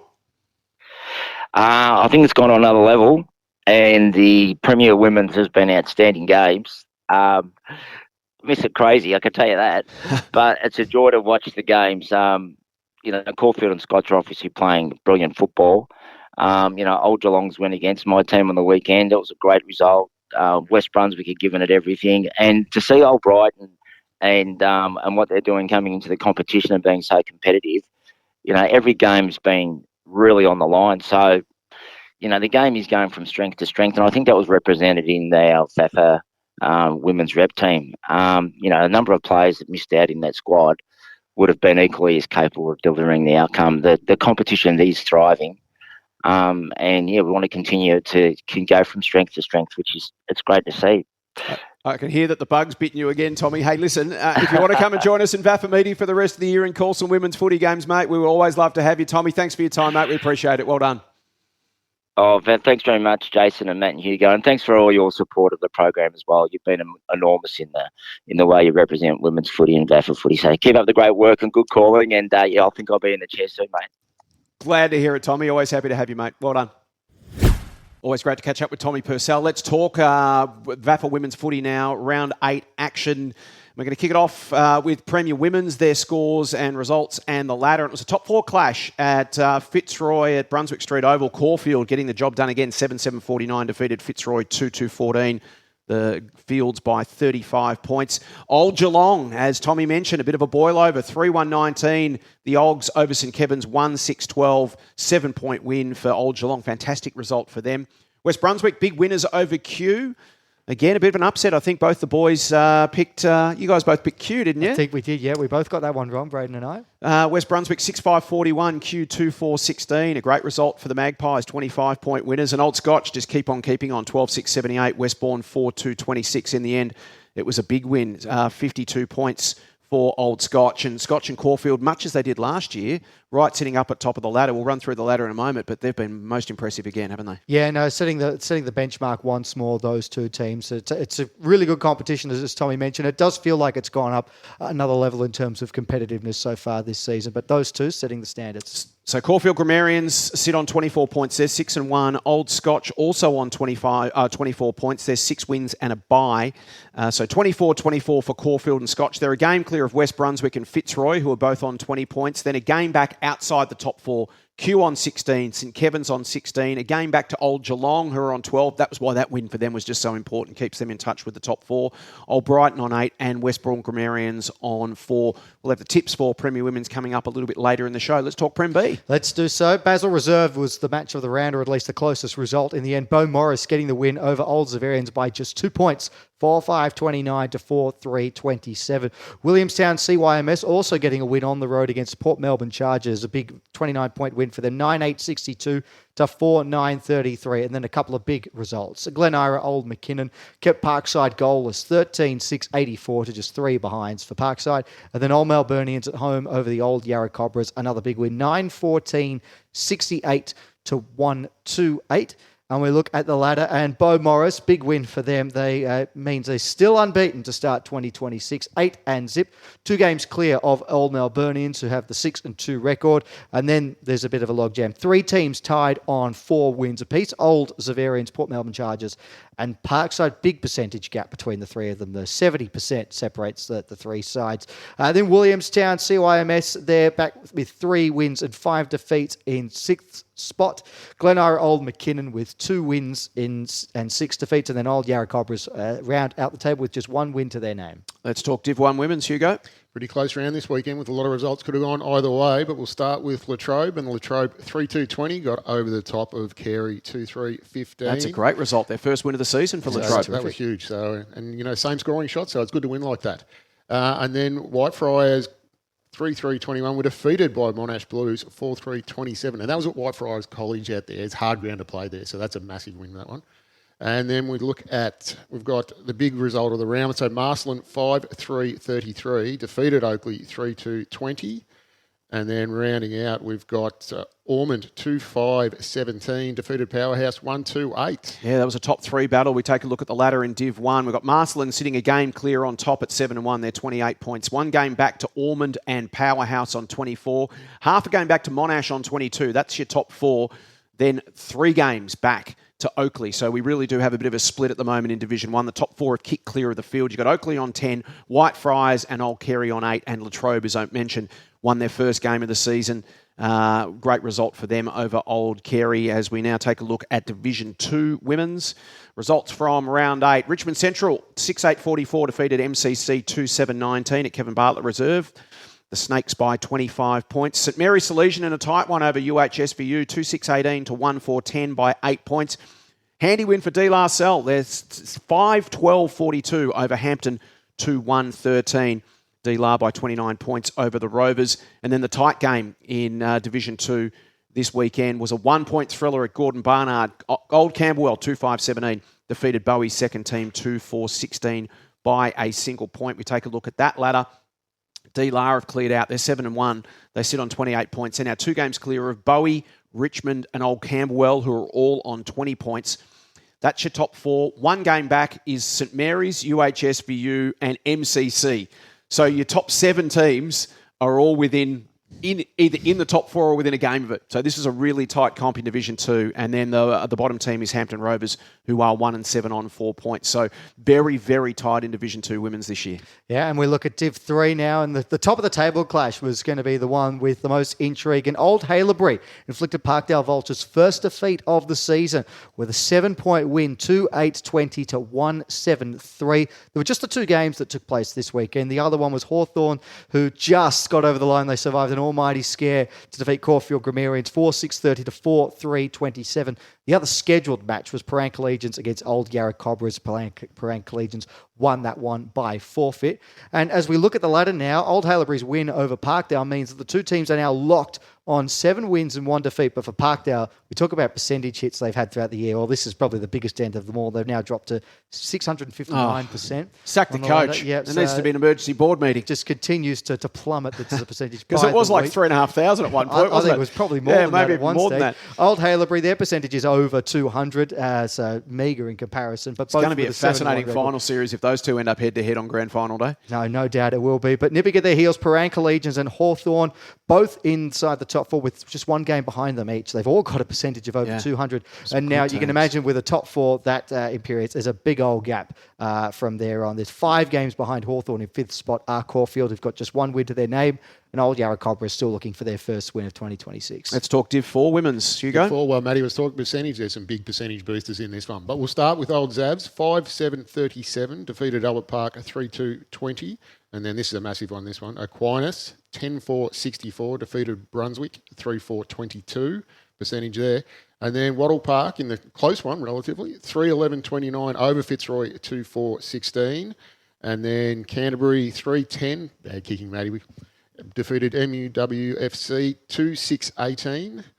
And then another big result, Mazenod 7-12-54 defeated North Brunswick, 2 goals, 12 points, straight kicking. Big win for Mazenod and a really handy percentage boost there as well. So Wattle Park lead by 1 game. They sit on top there, 24-5 wins and 1 loss. 1 game back to 4 teams on 20 points. So again, your top 5 is extremely close in this one. In fact, your top 6 is really. You've got Aquinas on 20, Mazenod on 20, Old Zabs on 20, MUWFC, the Muggers, on 20. And you've got Albert Park then in 6th spot, half a game back on 18. 1 game back to Brunswick on 14, another half game to Canterbury at 12, and then Fitzroy and North Brunswick on 8. So again, you look there and there's, well, easily the top 8 teams in this competition are still very much in finals calculations, and you could even argue that North Brunswick and Fitzroy, despite only winning a couple of games, they're 3 games out at the moment, but still half a season to play. So very, very tight there as well. And the final division for the women is Div 5, Round 8 results. Preston Bull Ants, 7-11-53 over D-Lar, 1-4-10 by 43 points. Elstonwick, the Wicks, 7-9-51, defeated Glenara Old McKinnon 2-5-17 by 34 points. Massive win for Parkdale, 9-15-69, held Monash Blues scoreless to win that one by 69 points, a nice percentage boost for them. Big win for Ormond as well, 9-13-67 over South Melbourne, 2 straight goals. And the tight one, a 1-point thriller at Basel Reserve, St Kevin's 3-4-22 over West Brunswick, 3-3-21. Our ladder for Division 5, St Kevin's by half a game on top. They're 26. Half a game back to Preston Bull Ants on 24. 1 game back to Elstonwick in 3rd on 20. Another half game back to Parkdale in 4th on 18. And then a bit of a gap, a game and a half back to West Brunswick on 12 and South Melbourne on 12. Ormond and Glenara, Old McKinnon on 8, Monash on 4, and D-Lar yet to win a game. So very tight in Division 5 women's there as well. That wraps up VAFA Women's for round 8. After the break, we are going to talk Holmesglen Under 19 Premier, talk about tight competitions. That's next on For the Love of the Game. Keep up to date with everything that's happening around the VAFA by subscribing to our socials. We're on Instagram, TikTok, X, Facebook and LinkedIn. Has someone just taken a screamer or kicked goal of the year? Send us your best and we might share them around the league. Join in the fun with all the best pics, videos, stories and reels from around the competition. They're all on VAFA socials. Search VAFA and VAFA Women's on your favourite platforms. Welcome back to For the Love of the Game. It is time to talk Holmesglen Under 19 Premier, and our reporter who's always on the scene, LACHIE MOIR. LACHIE, welcome. Thanks, Jay. It's good to be back. Another good round of Under-19s footy, and excited to come on and talk about it. It just keeps getting better and better by the week, doesn't it? We were looking forward to this St Bede's Mentone Tigers Old Zabs game at Mentone Reserve, and it turned out to be a cracker. Yeah, it did. Old Zabs got over the line in a very tight contest by 6 points, 11-5-71 to 10-5-65. They just continue to bank these important wins, Old Zabs. Probably a bit of an upset as well, considering St Bede's were sitting second on the table. St Bede's still competitive every week and unfortunately fell short on the weekend, but they're still going nicely, and very good win from Old Zabs, and coach Matt Hanley was very impressed with the effort, saying it was one of their better ones for the year. Senchi joins us, our Under-19 expert from Sench Footy. Mate, that is a great result for Old Zabs, isn't it? I wouldn't say I'm an expert, but it's a... he's a humble expert. I think we both tipped St. Bede's Mentone, so no good on that front. Yeah, it was a great result for Zabs, and just keeps them in touch, doesn't it? They're now 1 game behind, just outside the top 4 after that upset. Yeah, no, they are. It's a good win for Zabs. Crawford Oval's where I want to go here, Lachie, because Uni Blues, we've talked a bit about them at the lower end of the table, but a big win here over Beau Morris. Yeah, big win. Coach Steve Folkes was absolutely right with the effort. He said they've sort of shown it in patches this year, but they finally put it together for the full 4 quarters. And it was, a very acceptable performance. Great story from the game. I just want to mention Joe Morrison. He actually returned for his first Premier game after recovering from a broken back. So wow. So Steve Folkes said that he was terrific on the day. So shout out to him, and great win, Uni Blues. That was our KTV game down at Crawford Reserve, and feels like the Blues are getting a bit of momentum at the moment, Senchi. Yeah, they're going pretty well. They're going nicely. Yep. Just a man of few words. I love it. Just get straight to the point. I'm not going to engage in your garbage chit-chat. I'll just tell you what I think. I'm just waiting for Old Scotch. Well, here we are. I was leading you in. You're our Old Scotch whisperer. You tipped them on the weekend, and sure enough, another upset. Scotch 7-10-52, Old Brighton 7-4-46. Century. What are you seeing in the Cardinals that we didn't see? The remarkable thing about this is a couple of weeks ago when they also won by a goal, Eddie McCorkle, their defender, went forward, won them the game. This week, the other Eddie McCorkle won them the game. They've got two Eddie McCorkles. Yes, and they're both... It's not exactly John Smith. That's an unusual name. They're not related. Eddie spelt... They're not related. They're not related. Eddie spelt differently. Imagine if they were related. Why would they both be called Eddie? And they're best mates, and they've both won Scotch a game this year. They're best mates. Yeah. And they've got the same name. Yeah. How confusing would that be? It's amazing. Eddie, yes. I was confused on the weekend when I was being told this, but yeah, remarkable. There you go. So there you go. So Old Scotch 7-10-52, Old Brighton 7-4-46. Lockie, Old Scotch have suddenly become one of the teams of the competition to watch. Yeah, they have. They've really turned it around since the slow start. I'm sort of begging the question, are they now a genuine sort of premiership contender? Because they're definitely playing like they are. Yeah, really good. And it's not like they're beating sort of run-of-the-mill sides. They're beating the better teams in the competition like Old Brighton. So, yeah, watch them late. I think they'll be coming home strong. Yeah, they're only a game out now at 4-4. They're one game behind De La Salle. They're sitting in 5th position at the moment. So Old Scotch starting to roll. And look, that's the thing about under-19 footy, isn't it, Hugo, in that you have a starting lineup at the start of the season. Some of those guys play really well and they actually get pinched and they end up in Premier. And then some blokes who were maybe started the year in Premier start to drop off a little bit. So you get these really talented players come back into your 19s team. So things can kind of ebb and flow throughout the year. Yeah, exactly. And there can be injuries up in the senior team, so guys who you wouldn't expect to go up. And then also to unavailability. So the next month will be very interesting with that availability thing we keep talking about. But it's a moving parts. Got to ask you, Lockie, and probably you too, Century, who are you taking, Eddie McCorkle or Eddie McCorkle? Eddie McCorkle. Yeah, he's the better of the McCorkles at the moment, I would have thought. I think it's a no contest. McCorkle for mine too. TH King Oval, Lockie, St Kevin's, a big win here over Caulfield Grammarian, 73 points, 14-14, 98-3, 7-25. They just keep ticking along, St Kevin's. Yeah, they do. Another big win, and they kick a lot of goals when they play, and they do score quite heavily. Paul Greenham was very... he gave a big rap for the backs, obviously only conceding 3-7-25 is a great day out. Mid's got first hands on the ball he was really happy with, and their forwards are obviously quite big, and they pose a big presence down there. So they were also very good on the day.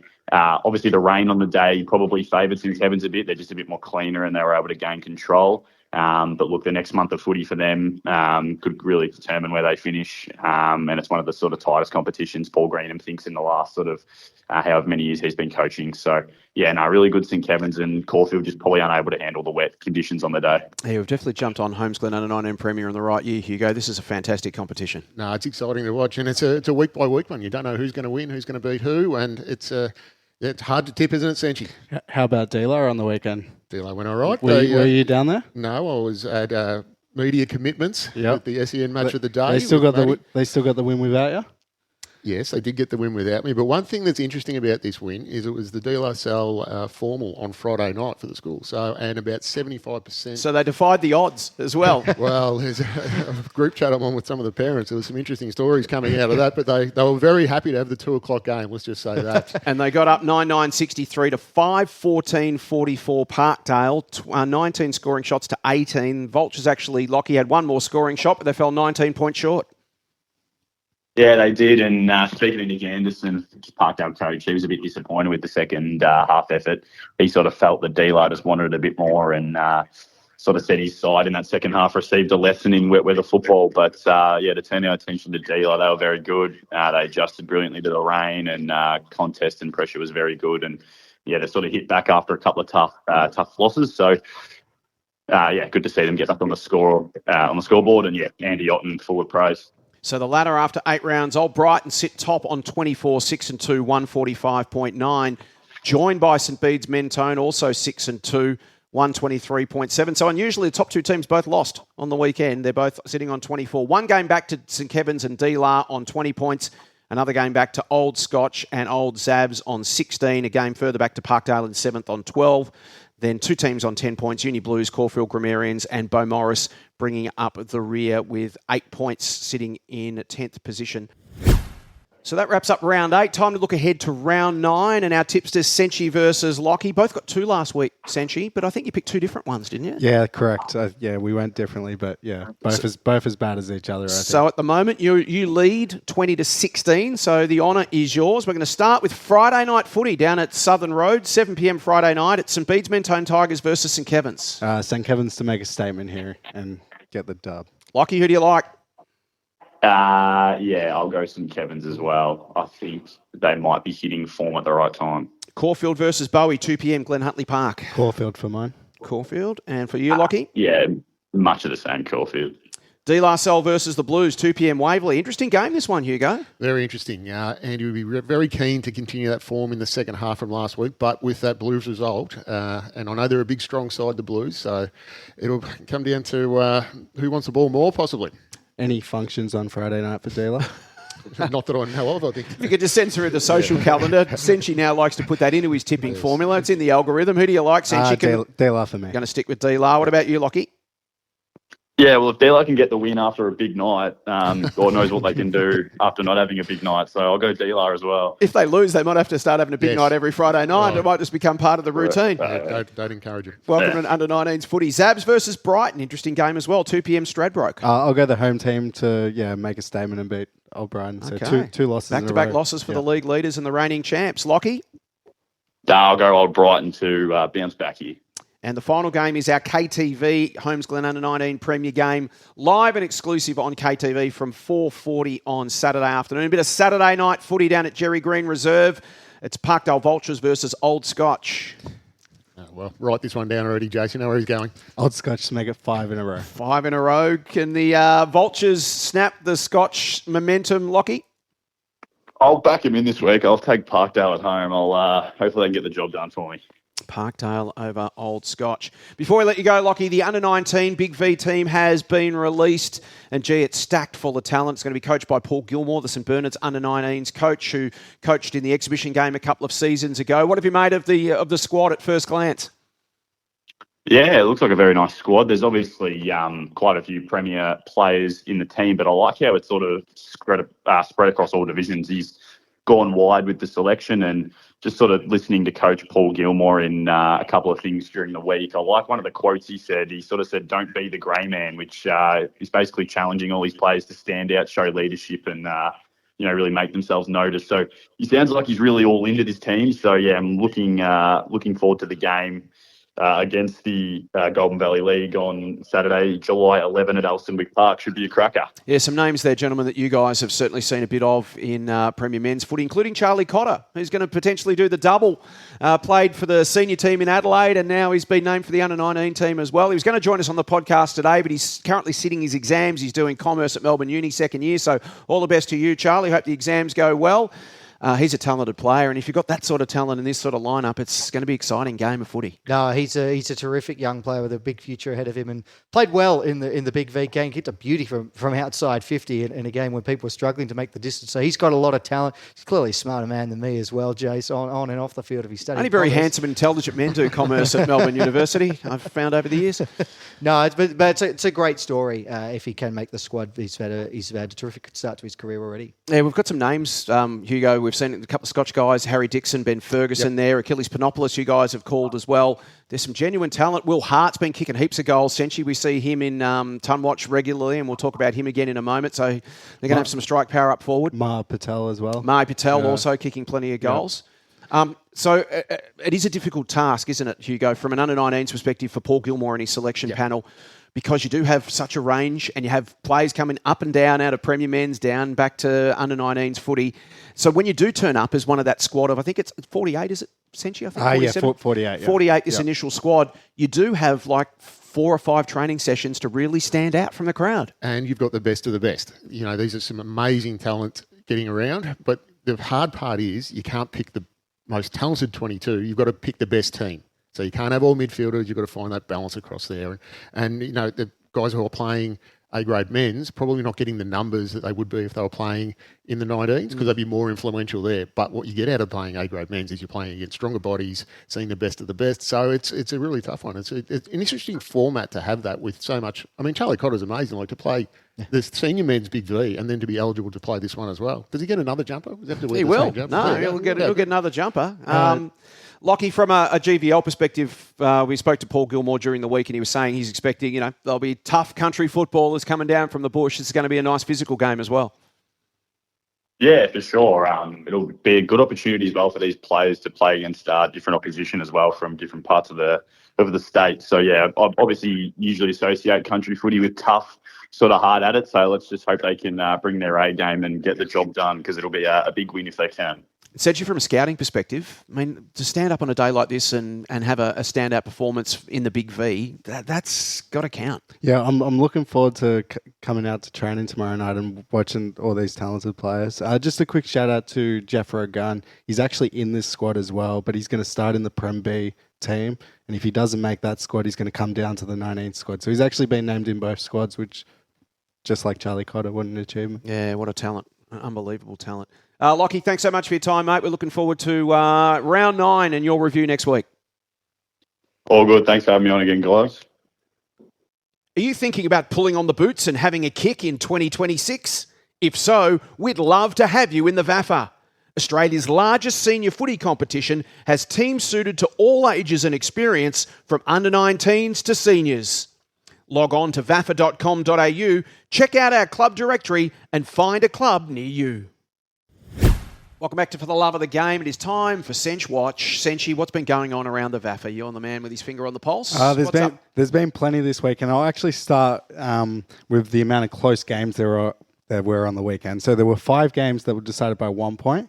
There was obviously the old Ivanhoe, old Geelong draw. This is right across the comp, yeah, is it? Right across the comp. There were then four games that were between 2 and 3 points, and then there were about 12 games between 4 and 6. There were a total of 39 games that were 2 goals or less. Wow. The difference. So how does that sort of register? It's obviously piqued your interest, hit your radar. Because I obviously go through all the results. Yeah. I never see that many close games, and to have 5 games decided by a point is just insane, isn't it? Yeah, that's.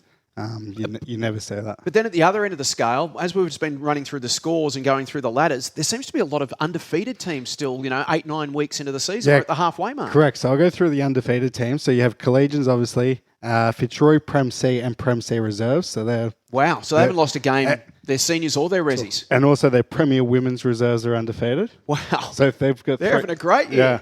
Yeah. Preston Bullants in Div 1, Wattle Park Div 3, men's Div 3 reserves. So shout out to the animals. Oh, yeah. Good things down there.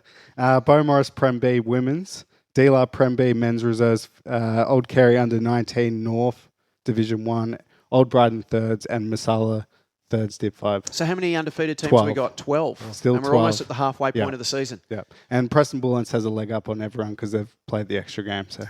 And there's some great stories amongst those, Hugo. One that really does warm the heart is that Fitzroy story. They've done the double drop. Yes. They've gone from Premier Men's back down. They started at C, went up to B, then up to A, and everything was great. And then they've gone down to B and been relegated again down to C. But this year, obviously, they've managed to stabilise things, and they're now on the build again. Yeah, it takes a lot of hard work from inside the club. So you've got to reach out to people. You've got to get the club running well off the field, and then you can start to build on that. So they're going really well. We'd like to see that. Now, you're a stats man, Senchi. We love you for it because you spend hours and hours of your days and nights just poring over things and working hand in glove with Premier Data.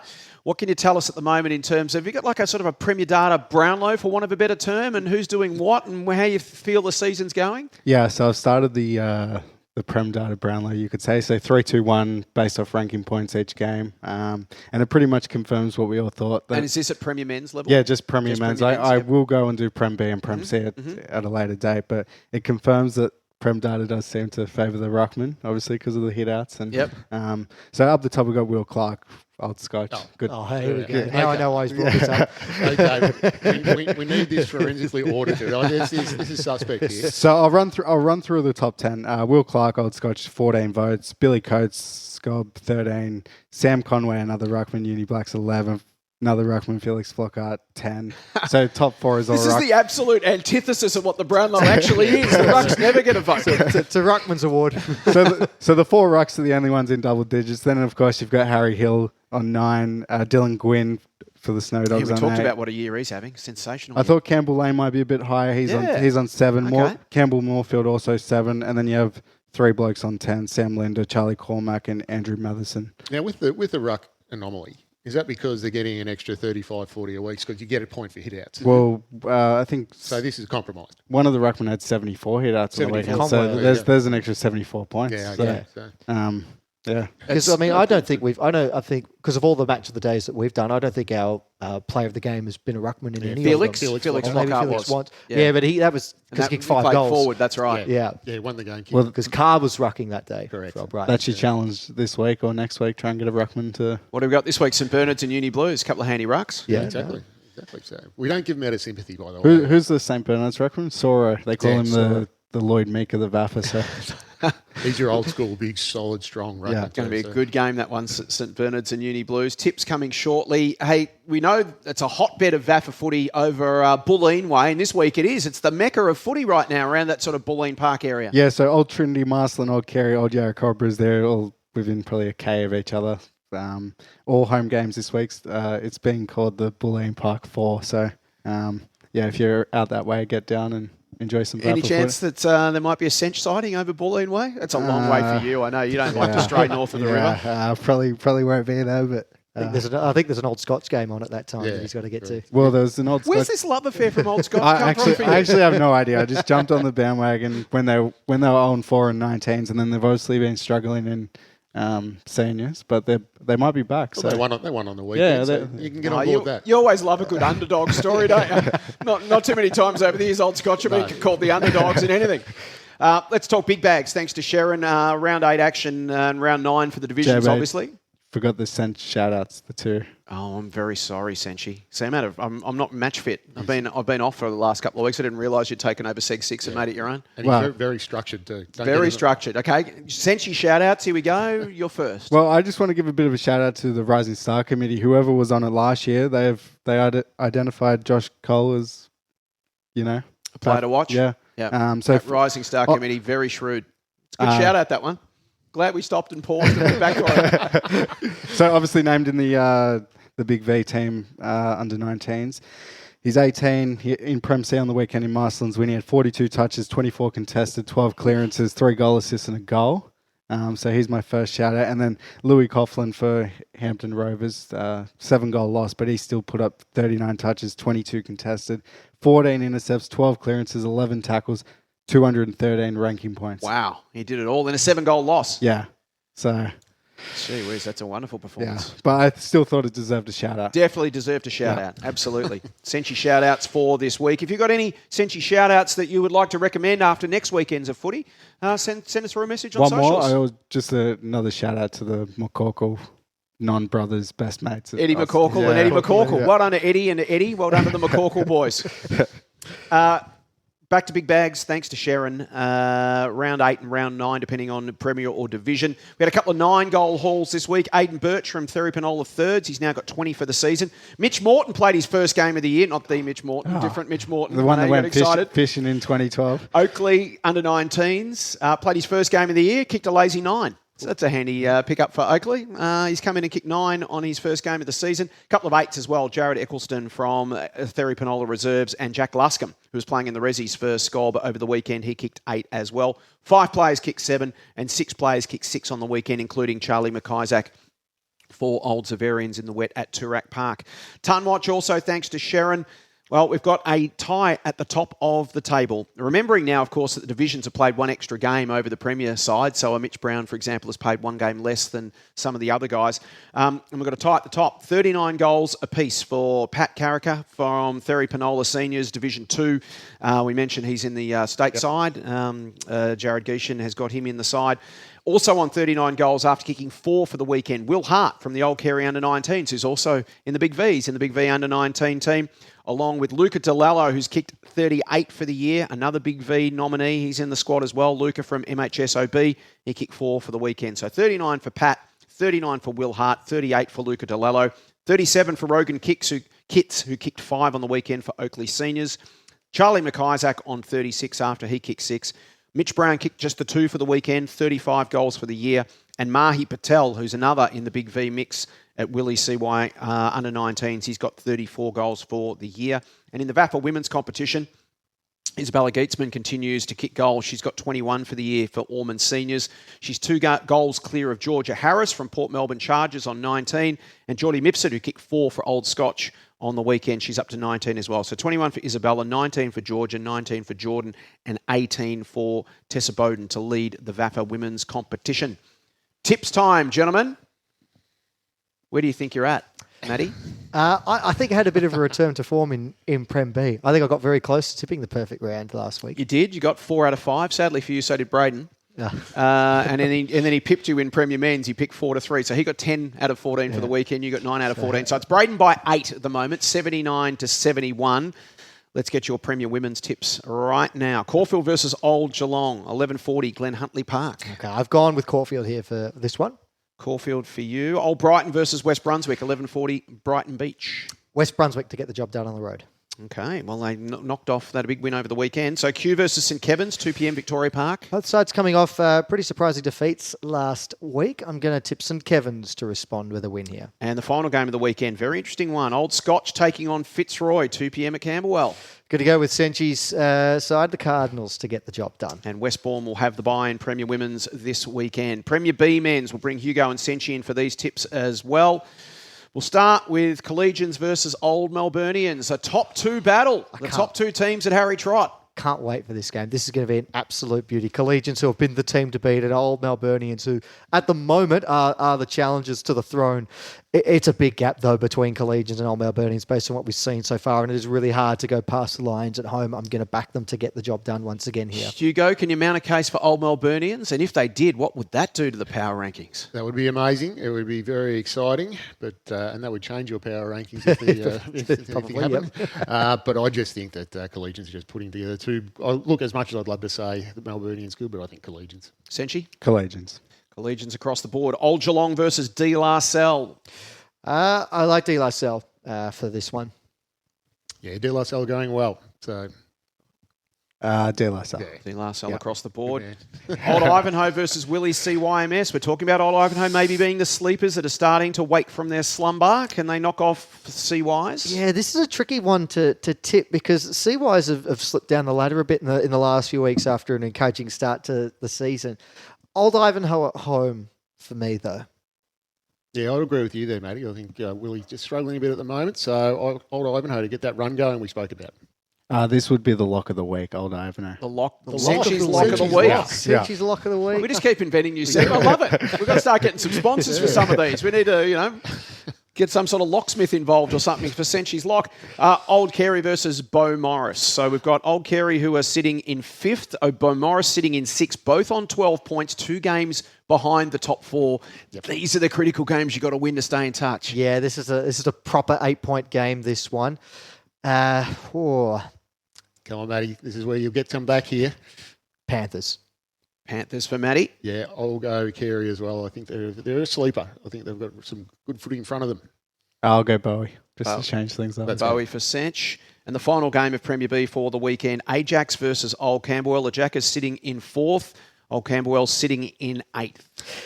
You just sort of keep thinking that the step up in competition is going to catch up to Ajax at some point, but it just isn't. I'm going to tip them again here. Jackers for Matty. I think they'll go on their winning way. Ajax. Across the board, Ajax as well, which brings us to William Buck Premier Men's Round 9 action. Our SEN match of the day, you can also hear the radio call on vafa.com.au. You gentlemen will be out there at the Snake Pit. I know you're looking forward to it. St Bernard's versus Uni Blues. What are you expecting? A really close game, actually. A really hard-fought one. I think these two teams played out a draw in this fixture last season down at the Snake Pit. So who knows what to expect this time around.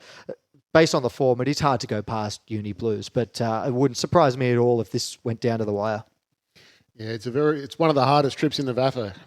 for everyone. They'll be steeling themselves for this too, won't they, St Absolutely. Bernard's? Like they're getting that stage now where it's crunch time for their year. But yeah, it was so tight at the bottom there, so they really want to try and get one back. But I just think that the Blues I can't wait to see them this weekend, and I think the Blues will get the job done. We've not called a game of the Blues, I don't think, this season. Yeah, so. and conditions will factor into this as well. Are we going to get a game like we had in the first half on the weekend or the second half on the weekend? That might play into it. At this time of the year, you're just never quite sure. Uni Blues. Blues for Sench with great confidence. Just bang. St Kevin's versus Old Brighton. Always a wonderful game. This one live and exclusive on KTV. You'll see it live from 1:55 on Saturday. St Kevin's and Old Brighton. As I mentioned, for the first time in a very long time, Old Brighton won't be favourites in this game. St Kevin's will be favourites to knock off the reigning champs. They've won 6 in a row. Brighton have dropped a couple for the first time since 2023. It's at TH King. Who do you like? I can't believe I'm saying this, but I think St Kevin's are going to inflict Old Brighton's 3rd defeat in a row. I think St Kevin's have earned the right to be favourites in this game. They won this fixture last season. They're looking really good. I'm going to go with St Kevin's. I think the ground will probably be the deciding factor in this. So I think St Kevin's, they're the form team of the competition at the moment, and Brighton, they're just going in Brighton terms at the moment. So I think that'll get them across the line. St Kevin's. Ton of time for Senchi. Is that a lock as well? Yeah. Surely St Kevin's will lose a few of their VFL players back to VFL, like Gunson and all that. So I think they'll get one player back. Tom Jock played very well in the reserves. But they'll lose Dougie Kerr. So it will be a slightly reshuffled lineup for St Kevin's. Old Brighton, well, as we say, they haven't lost 3 in a row for a very long time. So big challenge. What a game that's going to be. You'll see it live and exclusive on Community TV from 1:55 on Saturday. Another game you'll see live from 1:55 on Saturday, live and free on VAFA TV. Another really interesting game all of a sudden after the results of the weekend. Uni Blacks versus Old Scotch. A week or two ago, you would have said Blacks in a heartbeat, and since you probably would have had it as a lock. But from what Old Scotch have shown in the last couple of weeks, before they got the result on the scoreboard on the weekend, as we mentioned, there was just this sense that it was a danger game for Trinity. Scotch played really mature, sensible football for a very young, inexperienced team. The way they won, not only the fact that they won, but the way they won. It was very strategic, it was very smart, and they got the game on their terms, and then they throttled it and ended up having a great win. Blacks, as you mentioned earlier, much better than a 2-6 team. Much, much, much better than that. They've been competitive pretty much every single week this year, just haven't been able to get it done over 4 quarters.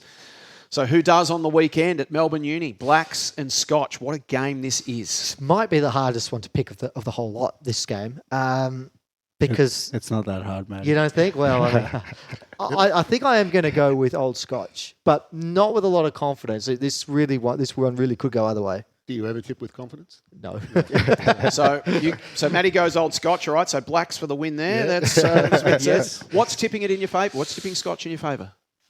I feel like just the performance last week that it's just sort of the pennies dropped with the Cardinals. Things have clicked now, and they've just played enough. This young group that some of those messages are starting to gel. Yeah, and I mean their top end talent is still as good as any in the competition. Cormac and Clark, 2 prime examples of that. We're still waiting for that performance from Uni Blacks to just prove to me, it's clicked. Old Scotch have shown us that, so that's why I'm tipping them here.